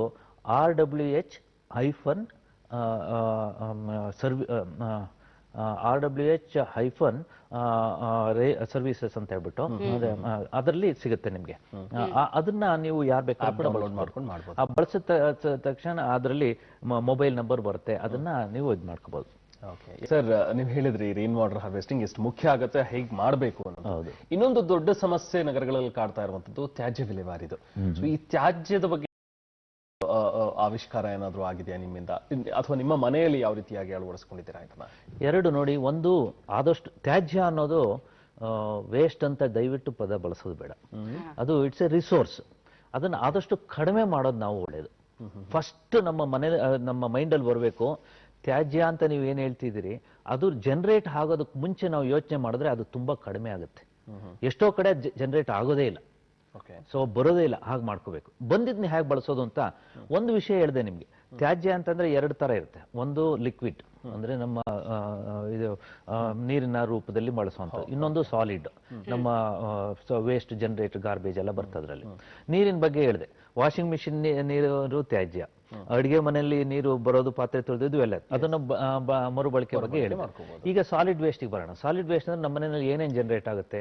ಒಂದೇನಪ್ಪ ಅಂದ್ರೆ ಜಾಸ್ತಿ ಬರೋದು ನಮಗೆ ಅಂತಂದ್ರೆ ವೆಜಿಟೇಬಲ್ಸ್ ಕಟ್ ಮಾಡಿದಾಗ ವೇಸ್ಟ್, ಹಣ್ಣುಗಳದ್ದು ವೇಸ್ಟ್ ಬರ್ತಲ್ಲ, ಅದ್ ಮೇಲ್ಗಡೆ ಸಿಪ್ಪೆ ಅದು ಇದು, ಮತ್ತೆ ಊಟ ತಿಂಡಿ ಹೆಚ್ಚಾಗಿದ್ದು ಅಥವಾ ಸ್ವಲ್ಪ ಬಿಟ್ಟಿರ್ತೀವಿ ಅದು ಬರುತ್ತೆ, ಅದೇ ಜಾಸ್ತಿ. ಇನ್ನಿದ್ದಿದ್ದು ಯಾವುದು ಜಾಸ್ತಿ ಬರಲ್ಲ. ಇನ್ಯಾವುದೇ ಬಂದರೂ ಕೂಡ ಮರುಬಳಕೆ ಮಾಡಿ. ನ್ಯೂಸ್ ಪೇಪರ್ ಆಗಲಿ, ಪ್ಲಾಸ್ಟಿಕ್ ಆಗಲಿ, ನಿಮ್ಮ ಗ್ಲಾಸ್ಗಳಾಗಲಿ, ಯಾವುದೇ ಆಗಲಿ ಎಲ್ಲ ಮರುಬಳಕೆ ಆಗುತ್ತೆ. ಈ ಒಂದು ಆರ್ಗ್ಯಾನಿಕ್ ವೇಸ್ಟ್ ಏನು ಬರುತ್ತೆ, ಅದ್ರ ಜೊತೆ ಧೂಳು ಅದು ಇದು ಸ್ವಲ್ಪ ಎಲ್ಲ ಬರುತ್ತೆ. ಅದನ್ನೆಲ್ಲ ನೀವೇನು ಮಾಡಿ ಅಂತಂದರೆ ಬೇರೆ ಸಪ್ರೇಟಾಗಿ ಒಂದು ಇಟ್ಕೊಂಡು ಮರುಬಳಕೆ ಮಾಡೋ ವಿಷಯ ಹೇಗೆ ಅಂತಂದರೆ, ನಮ್ಮಲ್ಲಿ ಪರಿಸರದಲ್ಲಿ ಅದಕ್ಕೆ ಆನ್ಸರ್ ಇದೆ. ಈ ಎರೆಹುಳುಗಳು ನಮ್ಮ ಮನೇಲಿ ಏನು ಮಾಡ್ತೀವಿ ಅಂತಂದ್ರೆ ಇದೆಲ್ಲ ವಸ್ತುನೂ ಇಟ್ಕೊಂಡು 3 ದಿವಸ ಅಥವಾ 4 ದಿವಸಕ್ಕೊಂದ್ಸರಿ ಇದನ್ನು ತೊಗೊಂಡು ಹೋಗ್ಬಿಟ್ಟು ನಾವು ಎರೆಹುಳಿಂದ ಒಂದು ಸಣ್ಣ ಒಂದು ಪಿಟ್ಟಿದೆ, ಆ ಪಿಟ್ಟಲ್ಲಿ ಹಾಕ್ತೀವಿ. ಅಲ್ಲಿ ಕಾಯ್ತಾ ಇರುತ್ತೆ ಎರೆಹುಳುಗಳು ಹೇಗೆ ಅಂತಂದ್ರೆ ಅದಕ್ಕೆ ಈ ಆಹಾರ ಸಿಕ್ಕದೆ ಸಾಕು ತಿನ್ಲಿಕ್ಕೆ. ಅದ್ರ ಜೊತೆ ಗಿಡ ಮರಗಳು, ಎಲೆಗಳು ಎಲ್ಲದನ್ನು ಕೂಡ ಏನೇನು ಬಿದ್ದಿರುತ್ತೋ ಎಲ್ಲ ತಗೊಂಡು ಹಾಕ್ತೀವಿ ನಾವು. ಸ್ವಲ್ಪ ಮಣ್ಣನ್ನು ಹಾಕ್ತೀವಿ. ಅವಾಗ ಏನಾಗುತ್ತೆ, ಅದು ಒಳ್ಳೆ ವಾತಾವರಣ ಇರುತ್ತೆ. ಈ ಎರೆಹುಳುಗಳು ಅದನ್ನೆಲ್ಲ ತಿಂದು ಒಳ್ಳೆ ಗೊಬ್ಬರ ಮಾಡುತ್ತೆ. ಆ ಗೊಬ್ಬರನ ನಾವು ಗಿಡ ಮರಗಳಿಗೆ ಹಾಕೋದು. ನಮ್ಮ ಮನೇಲಿ ಏನೇನು ಹಸಿರು ಅಷ್ಟೊಂದು ನೋಡ್ತಾ ಇದ್ದೀರಿ, ಅದೆಲ್ಲ ಬಿಕಾಸ್ ಆಫ್ ಒಂದು ಅಡುಗೆ ಮನೆ ನೀರು, ಎರಡನೇದು ನಮ್ದು ಏನೇನು ವೇಸ್ಟ್ ಇರುತ್ತೋ ಅದೆಲ್ಲ ಮತ್ತೆ ಗಿಡಗಳಿಗೆ ಬರುತ್ತೆ. ಈ ಎರೆಹುಳುಗಳು ಎಷ್ಟು ಚೆನ್ನಾಗಿರುತ್ತೆ ಅಂದ್ರೆ, ಇವು ಎಷ್ಟು ಒಳ್ಳೆ ಫ್ರೆಂಡ್ಸ್ ಅಂತಂದ್ರೆ, ಅವು ಒಂದು ದಿವಸಕ್ಕೆ ಎಷ್ಟು ತಿನ್ನುತ್ತೆ ಅಂತಂದ್ರೆ, ಆ ಒಂದೊಂದು ಹುಳಿಂದು ಬಾಡಿ ವೆಯ್ಟ್ ಇರುತ್ತೋ ಅದರ 10ರಷ್ಟು ತಿನ್ನುತ್ತೆ. ಲೆಕ್ಕ ಹಾಕೊಳ್ಳಿ ಎಷ್ಟು ತಿನ್ಬೇಕು. ಮತ್ತೆ ಅದು ಯಾವುದೇ ಒಂದು ವಸ್ತು ಆದ್ರೂ ಕೂಡ ಆರ್ಗ್ಯಾನಿಕ್ ವೇಸ್ಟ್ ಹಾಕಿದ್ರು ಕೂಡ ಇಮಿಡಿಯೇಟ್ ಆಗಿ ತಿನ್ಲಿಕ್ಕೆ ಸ್ಟಾರ್ಟ್ ಮಾಡುತ್ತೆ. ಅದು ಒಳ್ಳೆ ಗೊಬ್ಬರನೂ ಬರುತ್ತೆ. ತುಂಬಾ ಗೊಬ್ಬರ ಚೆನ್ನಾಗಿರೋದ್ರಿಂದ ಗಿಡ ಮರಗಳು ಕೂಡ ಚೆನ್ನಾಗುತ್ತೆ. ಈ ತರ ಒಂದು ಆದಷ್ಟು ವೇಸ್ಟ್ನ ಕಡಿಮೆ ಜನರೇಟ್ ಮಾಡೋಣ. ಎರಡನೇದು ಬಂದಿದ್ದನ್ನ ಎಲ್ಲಿ ಜನರೇಟ್ ಆಗುತ್ತೋ ಅಲ್ಲೇ ಮರುಬಳಕೆ ಮಾಡ್ಲಿಕ್ಕೆ ನೋಡಿದ್ರೆ ಜನಗಳಿಗೂ ಉಪಯೋಗ ಆಗುತ್ತೆ. ನಮ್ಮ ಈ ಸಂಘ ಸಂಸ್ಥೆಗಳು ಮತ್ತೆ ನಮ್ಮ ಇಲಾಖೆಗಳು, BBMP ಆಗಲಿ ಯಾವುದಕ್ಕೆ ಆಗಲಿ ಕೂಡ ಹೊರೆ ಕಡಿಮೆ ಆಗ್ತೀವಿ ನಾವು. ಖಂಡಿತ ಸರ್. ಇದ್ರ ಜೊತೆಗೆ ಮಹಾನಗರ ಬೆಂಗಳೂರಿನಲ್ಲಿ ನೀರಿನ ಸಮಸ್ಯೆ ಹಾಗೆ ನೋಡಿದ್ರೆ ಉತ್ತರ ಕರ್ನಾಟಕಕ್ಕೆ ಕಂಪೇರ್ ಮಾಡಿದಾಗ ಕಡಿಮೆ ಅಂತ ಹೇಳಬಹುದು. ಯಾಕಂದ್ರೆ ಉತ್ತರ ಕರ್ನಾಟಕದ ಬಹಳಷ್ಟು ಊರುಗಳಲ್ಲಿ ಬರಗಾಲ ಅನ್ನೋಂಥದ್ದು ಯಾವಾಗ್ಲೂ ಇದ್ದೇ ಇರುತ್ತೆ. ನೀರಿನ ಸಮಸ್ಯೆ ಯಾವಾಗ್ಲೂ ಕಾಡ್ತಾ ಇರುತ್ತೆ. ಜೊತೆಗೆ ನೀರು ಬಂದ್ರೂ ಕೂಡ ಕಲುಷಿತ ನೀರು. ಇದ್ರ ಬಗ್ಗೆ ಏನ್ ಹೇಳ್ತೀರಾ ಸರ್? ನಾನು ಒಂದು ಮಾತನ್ನ ಒಪ್ಪೋದಿಲ್ಲ. ಯಾಕೆಂದ್ರೆ ಉತ್ತರ ಕರ್ನಾಟಕದಲ್ಲಿ ನೀರಿನ ಬರ ಅಂತ ಹೇಳಿ, ಯಾಕೆಂದ್ರೆ ರಾಜಸ್ಥಾನ ನಮ್ಮ ಭಾರತ ದೇಶದ ಅತಿ ಕಡಿಮೆ ಆಗುವಂತ ಜಾಗ, ಮರುಭೂಮಿ. ಅಲ್ಲಿ ಅವ್ರಿಗೆ ನೀರಿನ ಸಮಸ್ಯೆ ಇಲ್ಲ ಇವತ್ತು ಕೂಡ ನೀರು. ಯಾಕೆಂದ್ರೆ ಅವರು ತಲೆತಲಾಂತರದಿಂದ ಅವರು ರಕ್ತಗತವಾಗಿ ಬಂದಿದೆ. ನೀರನ್ನ ಮಿತವಾಗಿ ಬಳಸ್ತಾರೆ. ಬಂದ ಮಳೆ ನೀರನ್ನ ಒಂದು ಹನಿನೂ ಆಚೆ ಬಿಡೋದಿಲ್ಲ, ಅದು ಹಿಡಿದು ಉಪಯೋಗಿಸ್ತಾರೆ. ನಮ್ಮಲ್ಲಿ ಅದರ 2ರಿಂದ 3ರಷ್ಟು ಆಗುತ್ತೆ. ನಮ್ಮ ಉತ್ತರ ಕರ್ನಾಟಕದ ಯಾವುದೇ ಒಂದು ನೀವು ಅತಿ ಕಡಿಮೆ ಅಂತ ಹೇಳಿದ್ರು ಅಲ್ಲಿ 2ರಿಂದ 3ರಷ್ಟು ಮಳೆ ಆಗುತ್ತೆ. ಅದನ್ನ ಸದ್ಬಳಕೆ ಮಾಡೋಣ. ರೈತರ ಹೊಲಗಳಿಗೆ ಇಲ್ಲಿಗೆ ಸ್ವಲ್ಪ ಕಡಿಮೆ ಆಗ್ಬೋದು. ಯಾಕೆಂದ್ರೆ ಈಗ ವ್ಯವಸಾಯದ ಆ ಒಂದು ಇಳುವಳಿಗಳು ಜಾಸ್ತಿ ಆಗಿರೋದ್ರಿಂದ ಮನೆ ಖರ್ಚಿಗೆ ನೀರಿಗಂತೂ ಕೂಡ ಏನು ತೊಂದರೆ ಆಗೋದಿಲ್ಲ. ಅದಕ್ಕೆ ನಾವು ಮಿತವಾಗಿ ಬಳಸೋದು, ಎರಡನೇದು ಮಳೆ ನೀರು ಸಂಗ್ರಹಣೆ ಮಾಡೋದು, ಮೂರನೇದು ಭೂಮಿಗೆ ನೀರು ಇಂಗಿಸೋದು ಮಾಡಲೇಬೇಕಾಗತ್ತೆ. ಇನ್ನೊಂದು ನೀರಿನ ಕ್ವಾಲಿಟಿ ಬಗ್ಗೆ ಮಾತಾಡಿದ್ರಿ ನೀವು. ಒಬ್ರಿಗೂ ಕೂಡ ನೀರಿನ ಕ್ವಾಲಿಟಿ ಬಗ್ಗೆ ಚಿಂತೆ ಮಾಡೋ ವಿಷಯನೇ ಬೇಡ. ಯಾಕೆಂತಂದ್ರೆ ಮಳೆ ನೀರು ಶುದ್ಧವಾಗಿರುತ್ತೆ. ಕೆಲವು ಸ್ಲೈಡ್ಸ್ ಅಲ್ಲಿ ನೋಡಿ ನೀವು, ವರ್ಷ ಇಡೀ ಕುಡಿಲಿಕ್ಕೆ ನೀರು ಹಾಗಾಗಿ ಗ್ರಾಮೀಣ ಪ್ರದೇಶದ ಮನೆಗಳಿಗೆ ಮಾಡಿಸ್ಕೊಟ್ಟಿದೀವಿ. ಯಾಕೆಂದ್ರೆ ಅವರು ಬೋರ್ವೆಲ್ಗಳಲ್ಲಿ ಫ್ಲೋರೈಡ್ ಜಾಸ್ತಿ ಆಗಿ ಅಸ್ಥಿ ಪಂಜರಗಳೆಲ್ಲ ವೀಕ್ ಆಗಿ ಆ ಮಕ್ಕಳುಗಳು ನೋಡಿದ್ರೆ ನಿಮ್ಗೆ ನಮ್ಮ ದುಃಖ ಅನ್ಸುತ್ತೆ. ಆ ತರ ಆಗುವಂತ ಬೋರ್ವೆಲ್ ಇಂದ ನೀರು ಕುಡಿತಾ ಇದೀವಿ. 84%ಗಿಂತ ಜಾಸ್ತಿ ನಮ್ಮ ಕರ್ನಾಟಕದಲ್ಲಿ ಬೋರ್ವೆಲ್ ಇಂದ ಬರುವಂತ ನೀರನ್ನು ಕುಡಿಯೋಕೆ ಯೋಗ್ಯ ಅಲ್ಲ. ಆ ನೀರು ಕುಡಿದು ನಮಗೆ ಫ್ಲೋರೋಸಿಸ್ ಇದು ಬರ್ತಾ ಇದೆ. ಅದಕ್ಕೋಸ್ಕರ ನಾವೇನ್ ಮಾಡ್ಬೇಕು, ಕುಡಿಲಿಕ್ಕೆ ಅಡಿಗೆಗೆ ನೀವು ಮಳೆ ನೀರು ಸಂಗ್ರಹಣೆ ಏನ್ ಮಾಡಿರ್ತೀರಿ ಅದನ್ನ ವರ್ಷ ಇಡೀ ಬಳಸ್ಕೋಬಹುದು. ಸಣ್ಣ ಒಂದು ತೊಟ್ಟಿ ಮಾಡಿ ಅದಕ್ಕೆ ಬಳಸಿ. ಕುಡಿಯೋಕೆ ಅಡಿಗೆಗೆ ಮಾತ್ರ ಬಳಸಿ. ಹೆಚ್ಚಿಗೆ ನಿಮಗೆ ಬೇರೆ ಯಾವುದೇ ಬೇಕೋ ಸ್ನಾನಕ್ಕೆ ಎಲ್ಲ ಬೋರ್ವೆಲ್ ನೀರಾಗ್ಲಿ ಯಾವುದೇ ಕೂಡ ಬಳಸ್ಬೋದು.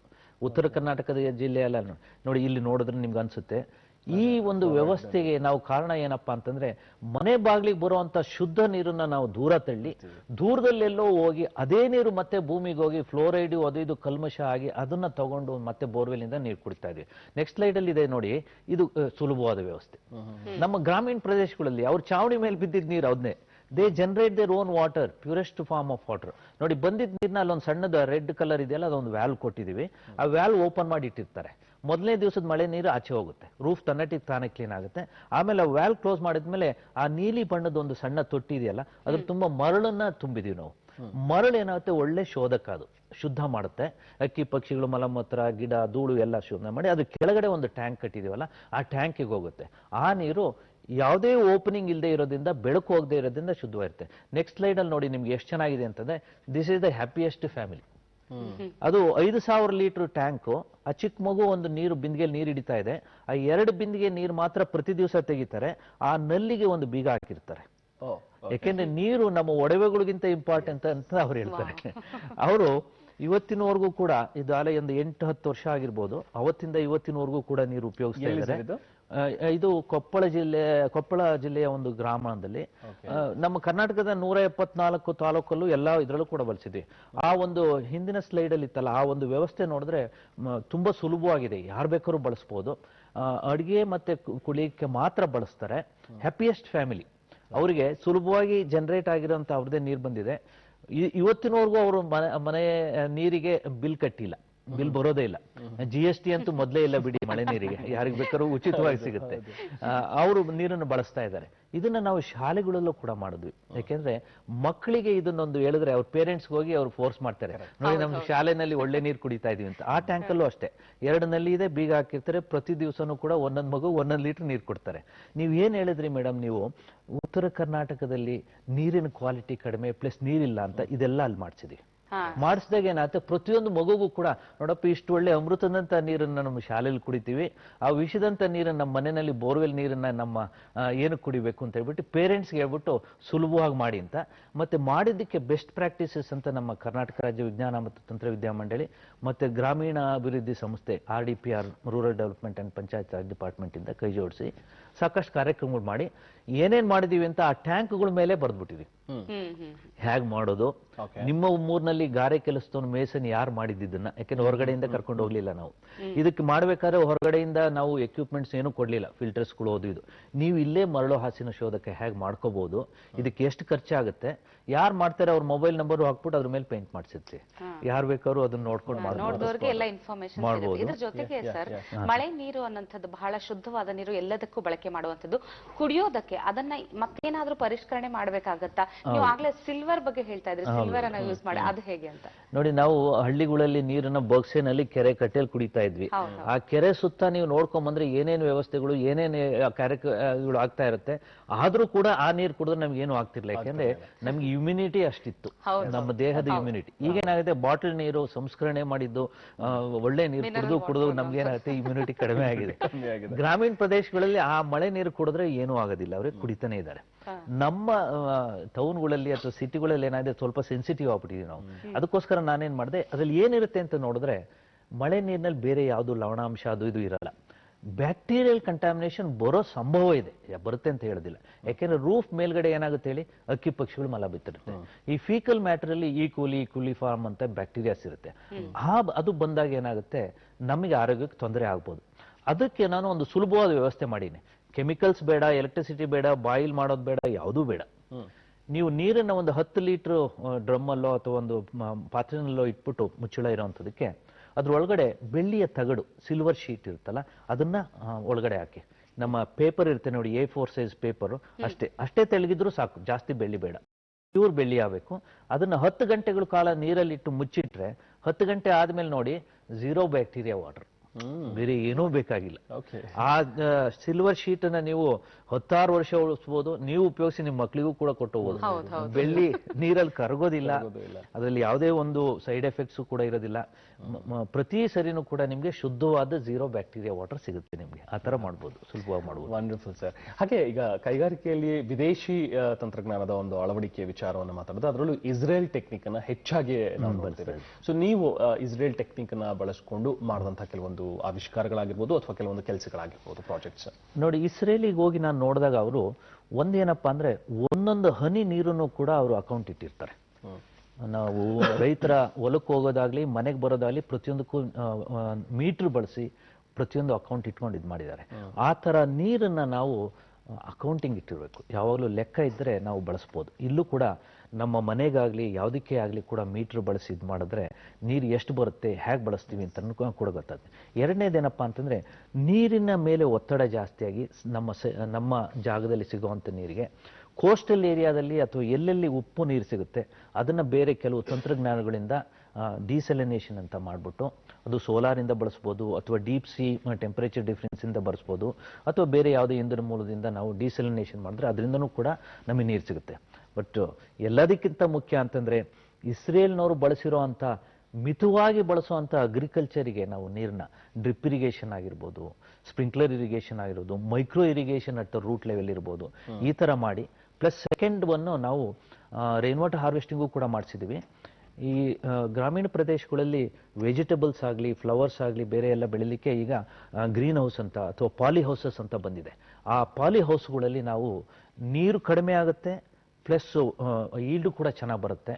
ಅಲ್ಲಿ ಬಿದ್ದ ಮಳೆ ನೀರನ್ನೇ ಅಲ್ಲಿಗೆ ಬಳಸಿ ನಾವು ನೀರನ್ನು ಬಳಸ್ತಾ ಇದ್ವಿ. ನೆಲಮಂಗಲದಂತ ಒಂದು ಫ್ಲೋರಿಕಲ್ಚರ್, ಅಲ್ಲಿ ಒಬ್ರು ಡಾಕ್ಟ್ರು ಫ್ಲೋರಿಕಲ್ಚರ್ ಮಾಡ್ತಾ ಇದ್ದಾರೆ.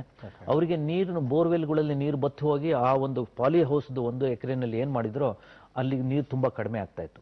ಅಲ್ಲಿ ಬಿದ್ದ ಮಳೆ ನೀರನ್ನ ರೂಫಿಂದ ತೊಗೊಂಡೋಗ್ಬಿಟ್ಟು ಒಂದು ದೊಡ್ಡ ತೊಟ್ಟಿಗೆ ಬಿಟ್ವಿ, ಹೆಚ್ಚಾದ ನೀರನ್ನ ಬೋರ್ವೆಲ್ಗೆ ಬಿಟ್ವಿ. ಈಗ ಅವರು 2 ಎಕರೆ ಪಾಲಿ ಹೌಸಿಗೆ ಹೆಚ್ಚಾಗಿ ನೀರು ಬೇರೆಯವರು ಕೂಡ ನೀರು ಕೊಡಾಗಿದೆ.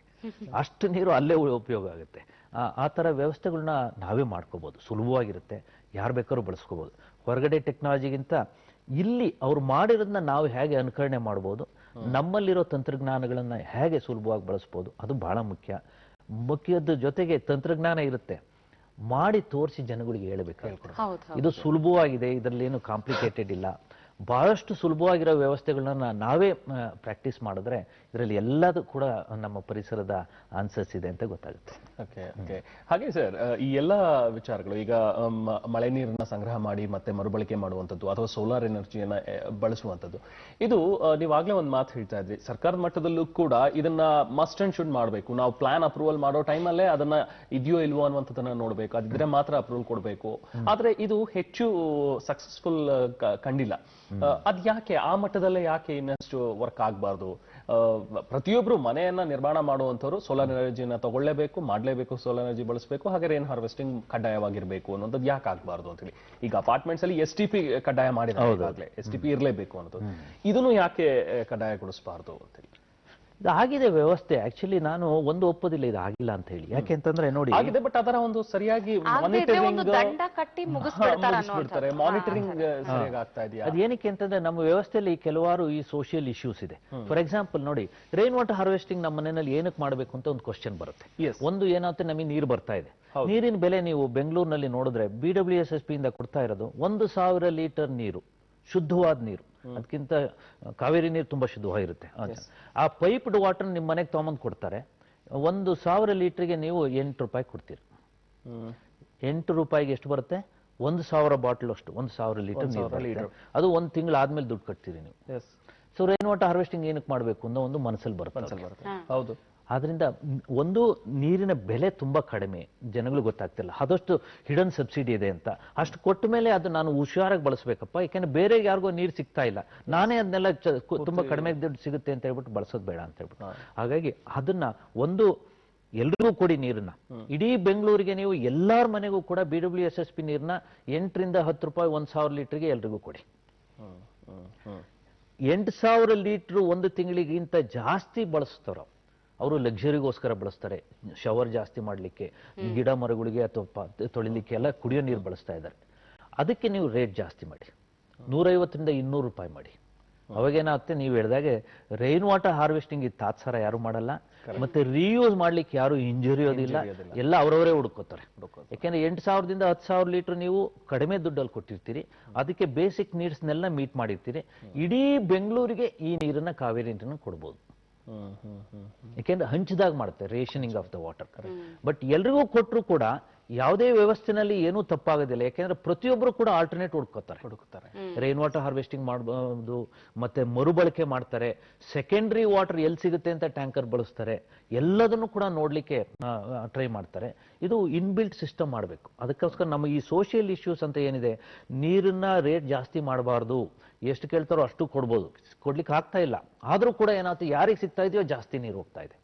ಒಂದೊಂದು ಮನೆಯಲ್ಲಿ ನಿಮಗೆ ಗೊತ್ತಿಲ್ಲ, ಬೆಂಗಳೂರಿನಲ್ಲಿ ನೀವು BWSSP ಬಿಲ್ಗಳನ್ನ ಕೆಲವು ಮನೆಗಳನ್ನು ತೆಗೆದು ನೋಡಿದ್ರೆ, ಒಂದು ಮನೆಗೆ ಒಂದು ದಿವಸಕ್ಕೆ 5 ರಿಂದ 10,000 ಲೀಟರ್ ಬಳಸ್ತಾರೆ. ಆ 10,000 ಲೀಟರ್ ಎಷ್ಟೋ ಮನೆಗಳಿಗೆ ಇಡೀ ತಿಂಗಳು ಬಳಸಬಹುದು, ಅಷ್ಟು ನೀರನ್ನ ಬಳಸ್ತಾ ಇದ್ದಾರೆ. ಹಾಗಾಗಿ ನೀರಿನ ಬೆಲೆ ಗೊತ್ತಾಗಬೇಕು. ಸೋಲಾರ್ ವಾಟರ್ ಹೀಟರ್ ನೋಡಿ, ಯಾವಾಗ ವ್ಯವಸ್ಥೆನಲ್ಲಿ ತುಂಬಾ ಚೆನ್ನಾಗಿ ಆಗಿ ಎಲೆಕ್ಟ್ರಿಸಿಟಿ ಕನೆಕ್ಷನ್ನೇ ಕೊಡೋದಿಲ್ಲ ನಿಮ್ಗೆ ಸೋಲಾರ್ ವಾಟರ್ ಹೀಟರ್ ಹಾಕಿಸದೇ ಇದ್ರೆ, ಪ್ಲಸ್ ಅದ್ರ ಜೊತೆ ಸ್ವಲ್ಪ ಸಬ್ಸಿಡಿನೂ ಕೂಡ ಕೊಡ್ತೀವಿ, ಒಂದು ಯೂನಿಟ್ಗೆ ಇಷ್ಟು ಅಂತ ಹೇಳಿ ಆದ್ಮೇಲೆ ಯಾರ ಮನೆಯಲ್ಲೂ ಅನ್ನೋದು ನೋಡಿ ನೀವು, ಸೋಲಾರ್ ವಾಟರ್ ಹೀಟರ್ ಇಲ್ಲದೆ ಇಲ್ಲವೇ ಇಲ್ಲ. ಒಂದು ಅದ್ರ ಉಪಯೋಗ ಜನಗಳಿಗೆ ಗೊತ್ತಾಯ್ತು, ಎರಡನೇದು ಇದು ಎಷ್ಟು ಸುಲಭವಾದ ವ್ಯವಸ್ಥೆ, ಫುಲ್ ಪ್ರೂಫ್ ಸಿಸ್ಟಮ್ ಆಗಿದೆ ಅನ್ನೋದು ಗೊತ್ತಾಯ್ತು, ತಂತ್ರಜ್ಞಾನ ಇಂಪ್ರೂವ್ ಆಯ್ತು. ಎರಡನೇದು ಅವೇರ್ನೆಸ್ ಕ್ರಿಯೇಟ್ ಮಾಡಿದ್ರು. ಆ ದಾರಿನಲ್ಲಿ ಈಗ ರೈನ್ ವಾಟರ್ ಹಾರ್ವೆಸ್ಟಿಂಗ್ ನಾವು ಮಾಡ್ತಾ ಇದೀವಿ. ಇನ್ನು ಸ್ವಲ್ಪ ದಿವಸ ಆಗುತ್ತೆ. ಏನೇನು ಕಾರ್ಯಕ್ರಮಗಳನ್ನ ಹಮ್ಮಿಕೊಂಡಿದ್ದಾರೆ ಸರ್? ನೀವು ಹೇಳಿದಾಗೆ ಬಹುಮುಖ್ಯವಾಗಿರೋದು ಅವೇರ್ನೆಸ್ ಪ್ರೋಗ್ರಾಮ್ ಮಾಡ್ತಾ ಇದ್ದೀವಿ, ಅದೇ ಬಹಳ ಮುಖ್ಯವಾಗಿರುವಂತದ್ದು. BWSSP ಜೊತೆ ಎಷ್ಟು ಕಾರ್ಯಕ್ರಮ ಮಾಡಿದೀವಿ ಅಂತಂದ್ರೆ ಭಾರತ ದೇಶದಲ್ಲಿ ಇಷ್ಟು ಯಾರೂ ಮಾಡಿಲ್ಲ. ಬೆಂಗಳೂರು ಜಲಮಂಡಳಿ ಜೊತೆ ಸೇರ್ಕೊಂಡು ಅಭಿಯಾನಗಳಂತ ಮಾಡಿದ್ವಿ, ರೈನ್ ವಾಟರ್ ಅಭಿಯಾನ. ಅರ್ಲಿ ಮಾರ್ನಿಂಗ್ ಹೋಗಿ ಎಲ್ಲೆಲ್ಲಿ ವಾಕ್ ಮಾಡ್ತಿರ್ತಾರೋ ಅಲ್ಲೇ ಹೋಗ್ಬಿಟ್ಟು ಅಲ್ಲೇ MLA ಆಗಿರ್ಬೋದು, ಕಾರ್ಪೊರೇಟರ್ಗಳನ್ನು ಸೇರ್ಕೊಂಡು ನಾವು ಒಂದು ಕಾರ್ಯಕ್ರಮ ಮಾಡಿ ಅವ್ರಿಗೆಲ್ಲ ಹೇಳ್ಕೊಂಡ್ ಬಂದ್ವಿ, ಚೀಟಿಗಳು ಕೊಟ್ವಿ, ಬೀದಿ ನಾಟಗಳು ಮಾಡಿದ್ವಿ, ಸೊ ಸ್ಟ್ರೀಟ್ ಪ್ಲೇಸ್ ಎಲ್ಲ ಮಾಡಿದ್ವಿ. ಅದ್ರ ಜೊತೆಗೆ ನಾವು ಅವೇರ್ನೆಸ್ ಪ್ರೋಗ್ರಾಮ್ಗೋಸ್ಕರ ಮಕ್ಕಳಿಗೆ ಥೀಮ್ ಪಾರ್ಕ್, ನಮ್ಮ rain water harvesting sir Visvesvara theme park ಜಯನಗರದಲ್ಲಿ ಶಾಲಾ ಮಕ್ಕಳನ್ನ ಕರ್ಕೊಂಡ್ಬಂದು ಅವ್ರಿಗೆಲ್ಲ ಕೂಡ ಅದನ್ನು ಕೊಡ್ತಾ ಇದ್ದೀವಿ, ಇನ್ಫಾರ್ಮೇಶನ್ ಕೊಡ್ತೀವಿ. ಪ್ರತಿ ದಿವಸನೂ ಕೂಡ ಬೇರೆ ಬೇರೆ ಸ್ಕೂಲಿಂದ ಟೈಮ್ ಟೇಬಲ್ ಪ್ರಕಾರ ಬರ್ತಾರೆ, ಜನಗಳು ನೋಡ್ತಾ ಇದ್ದಾರೆ. ನಾವು ರೆಸಿಡೆನ್ಷಿಯಲ್ ಅಸೋಸಿಯೇಷನ್ಸ್ ಅಂತ ಏನೇನಿರುತ್ತೆ, ಅಪಾರ್ಟ್ಮೆಂಟ್ಸ್, ಅವರು ಅಲ್ಲಿಗೆ ಹೋಗ್ಬಿಟ್ಟು ನಾವು ಪ್ರೆಸೆಂಟೇಷನ್ಸ್ ಕೊಡ್ತೀವಿ ಉಚಿತವಾಗಿ. ಇನ್ನೊಂದು ಇಂಪಾರ್ಟೆಂಟ್ ಅಂದ್ರೆ ಕ್ವಿಜ್ ಪ್ರೋಗ್ರಾಮ್ಗಳು ಮಾಡ್ತೀವಿ. ನೀರಿನ ಬಗ್ಗೆನೇ ಒಂದು ಕ್ವಿಜ್ ಮಾಡಿದ್ವಿ, ಅದನ್ನ ಸ್ಕೂಲ್ಗಳಲ್ಲಿ ಕಾಲೇಜ್ಗಳಲ್ಲಿ ಮಾಡ್ತೀವಿ, ಇವನ್ ಕಾಲೇಜ್ ಲೆವೆಲಲ್ಲೂ ಕೂಡ ಮಾಡ್ತೀವಿ. ಅವರಿಗೆ ಒಂದು ಒಳ್ಳೆ ವಾಚ್ ಕೊಡೋದು, ಪಾರ್ಕರ್ ಪೆನ್ಸ್ಗಳು ಕೊಡೋದು ವಿನ್ನರ್ಸ್ಗೆ. ಇದನ್ನೆಲ್ಲ ಮಾಡಿದಾಗ ಏನಾಗುತ್ತೆ, ಜನಗಳಿಗೆ ಮಾಹಿತಿ ಚೆನ್ನಾಗಿ ತಲುಪುತ್ತೆ. ಡೆಮಾನ್ಸ್ಟ್ರೇಷನ್ ಮಾಡ್ತಾ ಇದೀವಿ, ಡೆಮಾನ್ಸ್ಟ್ರೇಷನ್ ಪ್ಲಾಟ್ಸ್ಗಳು ಅಂತ ಮಾಡ್ತಾ ಇದೀವಿ. ವಿಧಾನಸೌಧದಲ್ಲಿ ಮಾಡಿಸಿದ್ವಿ, ಆ ಥರ BWSSP ಬಿಲ್ಡಿಂಗ್ಗಳಿಗೆ ಮಾಡಿಸಿದ್ವಿ, hospitals, nursing home, airports, ಎಲ್ಲದಕ್ಕೂ ಕೂಡ ಮಾಡಿಸಿದ್ವಿ. ಇದೆಲ್ಲ ಮಾಡಿಸಿರೋದ್ರಿಂದ ಏನಾಗುತ್ತೆ, ಜನಗಳಿಗೆ ಇಷ್ಟು ಸುಲಭವಾಗಿದೆ, ನಮ್ಮ ಪಕ್ಕದಲ್ಲೇ ಇದೆ, ಮಾಡ್ಲಿಕ್ಕೂ ಕೂಡ ಇಷ್ಟೊಂದು ಜನ ಪ್ಲಂಬರ್ಸು ಟ್ರೈನಿಂಗ್ ಎಲ್ಲ ಇದೆ, ಎಕ್ವಿಪ್ಮೆಂಟ್ಸ್ ಎಲ್ಲ ಡೆವಲಪ್ ಮಾಡಿದ್ದಾರೆ, ಡೆಮಾನ್ಸ್ಟ್ರೇಟಿವ್ ಕೂಡ ಮಾಡಿ ತೋರಿಸ್ತಾರೆ ನಮ್ಮ ಹೆಲ್ಪ್ ಡೆಸ್ಕ್ಗಳಲ್ಲೆಲ್ಲ. ನಾವು ಯಾಕೆ ಮಾಡಬಾರ್ದು ಅಂತ ಆಗುತ್ತೆ, ಅದು ಸ್ಲೋ ಆಗಿ ಬರ್ತಾ ಇದೆ. ಈಗ ಮೋಸ್ಟ್ ಇಂಪಾರ್ಟೆಂಟ್ ಅಂದ್ರೆ ಜನಗಳಿಗೆ ಏನಾಗಿದೆ ಅಂತಂದ್ರೆ, ರೈನ್ ವಾಟರ್ ಹಾರ್ವೆಸ್ಟಿಂಗ್ ಜೊತೆಗೆ ಬೋರ್ವೆಲ್ ರೀಚಾರ್ಜ್ ಹೇಗೆ ಮಾಡಬೇಕು ಅಂತ ಬಹಳಷ್ಟು ಜನ ಕೇಳ್ತಾರೆ. ಅದಕ್ಕೂ ಕೂಡ ಸುಲಭವಾದ ವ್ಯವಸ್ಥೆಗಳು ಮಾಡಿದೀವಿ. ಯಾವ ಬೋರ್ವೆಲ್ಗೆ ರೀಚಾರ್ಜ್ ಮಾಡ್ಬೋದು, ಯಾವ ಬೋರ್ವೆಲ್ಗೆ ರೀಚಾರ್ಜ್ ಮಾಡಬಾರ್ದು, ಮತ್ತೆ ಅದನ್ನ ಮರುಬಳಕೆ ಮಾಡಬೇಕಾದ್ರೆ ನಾವು ಏನೇನೋ ಎಚ್ಚರಿಕೆ ವಹಿಸಬೇಕು, ಎಲ್ಲ ವ್ಯವಸ್ಥೆಗಳನ್ನು ಕೂಡ ನಾವು ಜನರಿಗೆ ಹೇಳ್ಕೊಡ್ತಾ ಇದ್ದೀವಿ. ನಮ್ಮ ಹೆಲ್ಪ್ ಡೆಸ್ಕ್ಗಳು ಮತ್ತೆ ಈ ಪ್ಲಂಬಿಂಗ್ ಟ್ರೈನಿಂಗ್ ಯಾರ್ಯಾರಿಗಾಗಿದೆ ರೈನ್ ವಾಟರ್ ಹಾರ್ವೆಸ್ಟಿಂಗ್ ಅಲ್ಲಿ, ಅವರು 2,000 ಜನ, ದೇ ಆರ್ ಅವರ್ ಅಂಬಾಸಿಡರ್ಸ್. ಅವ್ರು ಕೂಡ ಹೇಳ್ತಾ ಇದ್ದಾರೆ. ಪ್ಲಸ್ ಯಾರ್ಯಾರು ಮಾಡಿಸಿದಾರೋ ಆ ಮನೆಯವರು ತುಂಬಾ ಚೆನ್ನಾಗಿ ಸಪೋರ್ಟ್ ಮಾಡ್ತಾ ಇದ್ದಾರೆ. ನೋಡಿ ನಾವು ಇದ್ರ ಜೊತೆಗೆ ಈಗ ಮಳೆ ನೀರಿನ ಸದ್ಬಳಕೆ ಮತ್ತೆ ಅದರ ಸಂಗ್ರಹ ಮಾಡೋದು, ಈಗ ಹೊಸದಾಗಿ ಕಟ್ಟಿಸುವಂತಹ ಮನೆಗಳಾಗ್ಲಿ ಅಥವಾ ಈಗಾಗಲೇ ಕಟ್ಟಿಸಿರುವಂತಹ ಮನೆಗಳು ಏನ್ ಮಾಡ್ಬೋದು, ಎಷ್ಟು ಅಂದಾಜು ವೆಚ್ಚ ಆಗತ್ತೆ, ಏನ್ ಮಾಡ್ಬೋದು, ನಿಮ್ಗೆ ಯಾವ ರೀತಿ ಸಹಕಾರ ಸಿಗುತ್ತೆ ಅಂತ ಹೇಳ್ತೀರಿ? ಇದಕ್ಕೆ ಸಬ್ಸಿಡಿ ಏನಿಲ್ಲ, ಯಾಕೆಂದ್ರೆ ಆಗ್ಲೇ ಹೇಳಿದಾಗ ನೀರಿಗೆ ಅತಿ ಕಡಿಮೆ ದುಡ್ಡಲ್ಲಿ ಸಪ್ಲೈ ಮಾಡ್ತಾ ಇದ್ದಾರೆ ನೀರನ್ನ. 8 ರೂಪಾಯಿಗೆ 1,000 ಲೀಟರ್. ಅದ್ರಲ್ಲಿ ಸಬ್ಸಿಡಿ ಕೊಟ್ಟರೆ ಇನ್ನೂ ನೀರು ವೇಸ್ಟ್ ಆಗುತ್ತೆ ಹೊರತು ಇದಾಗಲ್ಲ. ಅದಕ್ಕೋಸ್ಕರ ಉಚಿತವಾಗಿ ನಾವೇನ್ ಮಾಡ್ತೀವಿ, ಸಬ್ಸಿಡಿ ಬೇರೆ ಬೇರೆ ರೂಪದಲ್ಲಿ ಕೊಡ್ತೀವಿ. ಯಾರೇ ಬಂದರೂ ಕೂಡ ಅವ್ರಿಗೆ ಚಾರ್ಜ್ ಮಾಡೋದಿಲ್ಲ. ಎಲ್ಲ ಇನ್ಫಾರ್ಮೇಶನ್ ಸರ್ಕಾರದಿಂದ ನಮ್ಮ KSCST ಅಥವಾ BWSSP ಹೆಲ್ಪ್ ಡೆಸ್ಕ್ ಇಂದ ಕೊಡ್ತಾ ಇದೀವಿ. ಟ್ರೈನಿಂಗು ಕೂಡ ಉಚಿತವಾಗಿ ಕೊಡ್ತೀವಿ, ಅವ್ರಿಗೆ ಚಾರ್ಜ್ ಮಾಡ್ತಾ ಇಲ್ಲ. ಇನ್ನೊಂದು, ಅವ್ರ ಮನೆಯ ಪ್ಲಾನ್ ತಗೊಂಬಂದ್ರೆ ಕ್ಲೀನಾಗಿ ಪ್ಲಾನ್ ಮಾಡ್ಕೊಡ್ತೀವಿ ನಾವು, ಯಾವುದೇ ಕೂಡ ಒಂದು ಇದನ್ನ ಚಾರ್ಜ್ ಮಾಡೋದಿಲ್ಲ. ಇದ್ರ ಜೊತೆಗೆ ಯಾವ್ಯಾವ ಎಕ್ವಿಪ್ಮೆಂಟ್ಸ್ ಎಲ್ಲೆಲ್ಲಿ ಸಿಗುತ್ತೆ ಅದೆಲ್ಲದೂ ಕೂಡ ನಮ್ಮ ಆ್ಯಪ್ ಇದೆಯಲ್ಲ, RWH ಅಡ್ವೈಸರ್ ಅಂತ ಹೇಳ್ಬಿಟ್ಟು ಗೂಗಲ್ ಪ್ಲೇ ಸ್ಟೋರ್ನಲ್ಲಿದೆ, ಅದನ್ನು ಕೂಡ ಮಾಡಿ ಹಾಕಿದ್ದೀವಿ. ಬೆಂಗಳೂರಲ್ಲ, ಭಾರತ ದೇಶದ 580 ಸಿಟಿ ಮತ್ತೆ ಟೌನ್ಸ್ಗಳಿಗೆ ಅಲ್ಲೇ ಮಳೆ ನೀರಿನ ಒಂದು ಅಂಕಿಅಂಶಗಳನ್ನು ತಗೊಂಡು tailor made system for your house ಕೂಡ ಮಾಡಿದ್ದೀವಿ. ಎಷ್ಟು ದಿವಸ ನೀರು ಬರುತ್ತೆ, ಎಷ್ಟು ದಿವಸ ನಿಮಗೆ ನೀರು ನಿಮ್ಮ ಸಂಪಲ್ಲಿರುತ್ತೆ, ಎಷ್ಟು ದಿವಸ ವರ್ಷದಲ್ಲಿ ನಿಮ್ಮ ಓವರ್ಫ್ಲೋ ಆಗುತ್ತೆ ನಿಮ್ಮ ಸಂಪು ಅನ್ನೋದು ಕೂಡ ತೋರಿಸಿದ್ವಿ. ಈ ಎಲ್ಲ ವ್ಯವಸ್ಥೆಗಳು ಉಚಿತವಾಗಿ ಸಿಗುತ್ತೆ. ಈ ವ್ಯವಸ್ಥೆಗಳ ಜೊತೆಗೆ ನಾವೇನ್ ಮಾಡಿದೀವಿ ಅಂತಂದ್ರೆ, ಎಲೆಕ್ಟೆಡ್ ರೆಪ್ರೆಸೆಂಟೇಟಿವ್ಸ್ ಅವ್ರಿಗೆ ಕೆಲವು ಸಾರ್ವಜನಿಕ ಜಾಗಗಳ ಮಾಡ್ಲಿಕ್ಕೆ ಹೇಳಿದ್ವಿ. ಬೆಂಗಳೂರಿನಲ್ಲಿ 700 ಪಾರ್ಕ್ಗಳಿಗೆ ರೈನ್ ವಾಟರ್ ಹಾರ್ವೆಸ್ಟಿಂಗ್ ಮಾಡಿ ಹೊರಗಡೆಯಿಂದ ನೀರು ಬರದೆ ಅದನ್ನೇ ಮಾಡಿದ್ವಿ. ಮತ್ತೆ ನಮ್ಮ ಲೇಔಟ್ಸ್ ಎಲ್ಲೆಲ್ಲ ಆಗುತ್ತೆ, ನಮ್ಮ ಮನೆ ಮುಂದ್ಗಡೆ ರೋಡ್ ಇರುತ್ತೆ, ರೋಡು ನಮ್ಮ ಮನೆ ಮುಂದೆ ನಮ್ಮ ಚರಂಡಿ ಡ್ರೈನೇಜ್ ಇರುತ್ತೆ. ಆ ಮೋರಿನಲ್ಲಿ ಪ್ರತಿ 100 ಮೀಟರ್ಗೆ ಒಂದೊಂದು ಟ್ರೆಂಚ್ ಮಾಡಿಸಿದ್ವಿ. ಆ ಟ್ರೆಂಚ್ ಅಲ್ಲಿ ಏನಾಗುತ್ತೆ, ರೋಡಲ್ಲಿ ಬರುವಂತ ಮಳೆ ನೀರು ಅಲ್ಲೇ ಹಿಂಗಾಗಿ ಮಾಡಿ ನಿಮ್ಮ ಬೋರ್ವೆಲ್ಗಳು ಅಂತರ್ಜಲದ ಮಟ್ಟ ಇದಾಗುತ್ತೆ. ಮತ್ತೆ ಸಾಯಿಲ್ ಮಾಯಿಶ್ಚರ್ ಜಾಸ್ತಿ ಕಡಿಮೆ ಆಗ್ಬಿಟ್ಟಿದೆ ಈಗ, ಅಂದ್ರೆ ಭೂಮಿಯಲ್ಲಿರೋ ತೇವಾಂಶ, ಅದರಿಂದ ಗಿಡ ಮರಗಳು ಒಣಗುತ್ತೆ. ಪರಿಸರದಲ್ಲಿ ಹವಾಮಾನ ಶಾಖ ಜಾಸ್ತಿ ಆಗಿದೆ. ನೀರಿಂಗ್ಸೋದ್ರಿಂದ ಈ ಒಂದು ಸಾಯಿಲ್ ಮಾಯಿಶ್ಚರ್ ಕೂಡ ಅದ್ಭುತವಾದ ಮಾಹಿತಿ ಸರ್, ತುಂಬಾನೇ ಒಳ್ಳೆ ಮಾಹಿತಿಯನ್ನ ಕೊಟ್ರಿ. ಬಹುಶಃ ಇದು ತುಂಬಾನೇ ಯೂಸ್ಫುಲ್ ಆಗಿರುವಂತದ್ದು ಜನಗಳಿಗೆ. ಸೊ ಕೊನೆಯದಾಗಿ ಹೇಳೋದಾದ್ರೆ ನಮ್ಮ ಕಾರ್ಯಕ್ರಮ ಏನ್ ಅನಿಸ್ತದೆ ಸರ್? ಕಾರ್ಯಕ್ರಮ ಕೊನೆ ಹಂತಕ್ಕೆ ಬಂದಿದೆ. ನಾವು ಏನಾಗಿದೆ ಅಂತಂದ್ರೆ, ಈ ಮಾಧ್ಯಮಗಳ ಮುಖಾಂತರ ನಾವು ಜನಗಳಿಗೆ ಸಾಕಷ್ಟು ಇನ್ಫಾರ್ಮೇಶನ್ ಕೊಡ್ತಾ ಇದ್ವಿ. ಈ ತರ ಉಪಯೋಗ ಆಗಂತದ್ದು ಕೊಟ್ಟು ಡೆಮಾನ್ಸ್ಟ್ರೇಷನ್ ಮಾಡಿ ತೋರಿಸಿ, ಸಕ್ಸಸ್ ಸ್ಟೋರೀಸ್ ಯಾರು ಮಾಡಿದಾರೋ ಅವ್ರನ್ನೂ ಕೂಡ ಎಲ್ಲ ವಿಚಾರ ಮಾಡಿಸಿ ಅವರಿಂದ ಹೇಳಿಸಿದ್ರೆ ಜನರಿಗೆ ನಾನು ಯಾಕೆ ಮಾಡಬಾರ್ದು, ನಾನು ಈ ಪರಿಸರದ ಒಂದು ಮೂಮೆಂಟ್ ಅಲ್ಲಿ ಯಾಕೆ ಆಗಬಾರ್ದು ಅಂತ ಹೇಳ್ಬಿಟ್ಟು ಮನಸ್ಸಿಗೆ ಬರುತ್ತೆ. ಪ್ಲಸ್ ಅವರಿಗೆ ಸುಲಭವಾಗಿದೆ. ವ್ಯವಸ್ಥೆಗಳು ಬಹಳ ಕಾಂಪ್ಲಿಕೇಟೆಡ್, ತುಂಬಾ ಜಾಸ್ತಿ ಖರ್ಚಾಗುತ್ತೆ. ಅವ್ರ ಸೈಂಟಿಸ್ಟ್ಗಳು, ಬೇರೆ ಬೇರೆ ಇಂಜಿನಿಯರ್ಸ್ ಇವರೇ ಮಾಡ್ಬೋದು, ನಾವು ಹೇಗೆ ಮಾಡ್ಲಿಕ್ಕಾಗುತ್ತೆ ಅಂತಾರೆ. ಇನ್ನೊಂದು, ನಮ್ಮ ಚಿಕ್ಕದು ಮನೆ, ಹಳೆ ಮನೆ, ಇದಕ್ಕೆಲ್ಲ ಮಾಡ್ಬೋದಾ ಇಲ್ವಾ ಅಂತ ಸಂಶಯಗಳು ಇರುತ್ತೆ. ಅವನ್ನೆಲ್ಲ ಹೋಗ್ಲಾಡಿಸಿ ಎಲ್ರಿಗೂ ಕೂಡ ಇನ್ಫಾರ್ಮೇಶನ್ ಕೊಡೋ ಅಂತ ನಿಮ್ಮ ಕಾರ್ಯಕ್ರಮಗಳು ಬಹಳ ಚೆನ್ನಾಗಿ ಕೆಲಸ ಮಾಡ್ತೇವೆ. ಬಹಳಷ್ಟು ಜನ ನೋಡ್ತಾರೆ. ಆ ನೋಡಿದ್ದು ನಮ್ಮ ಭಾಷೆಯಲ್ಲಿ ಸುಲಭವಾಗಿ ಸರಳವಾಗಿ ಹೇಳ್ತೀರಿ.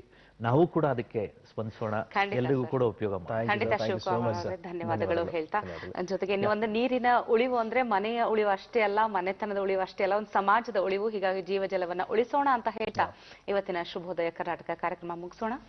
ನಮಸ್ಕಾರ. ನಮಸ್ಕಾರ.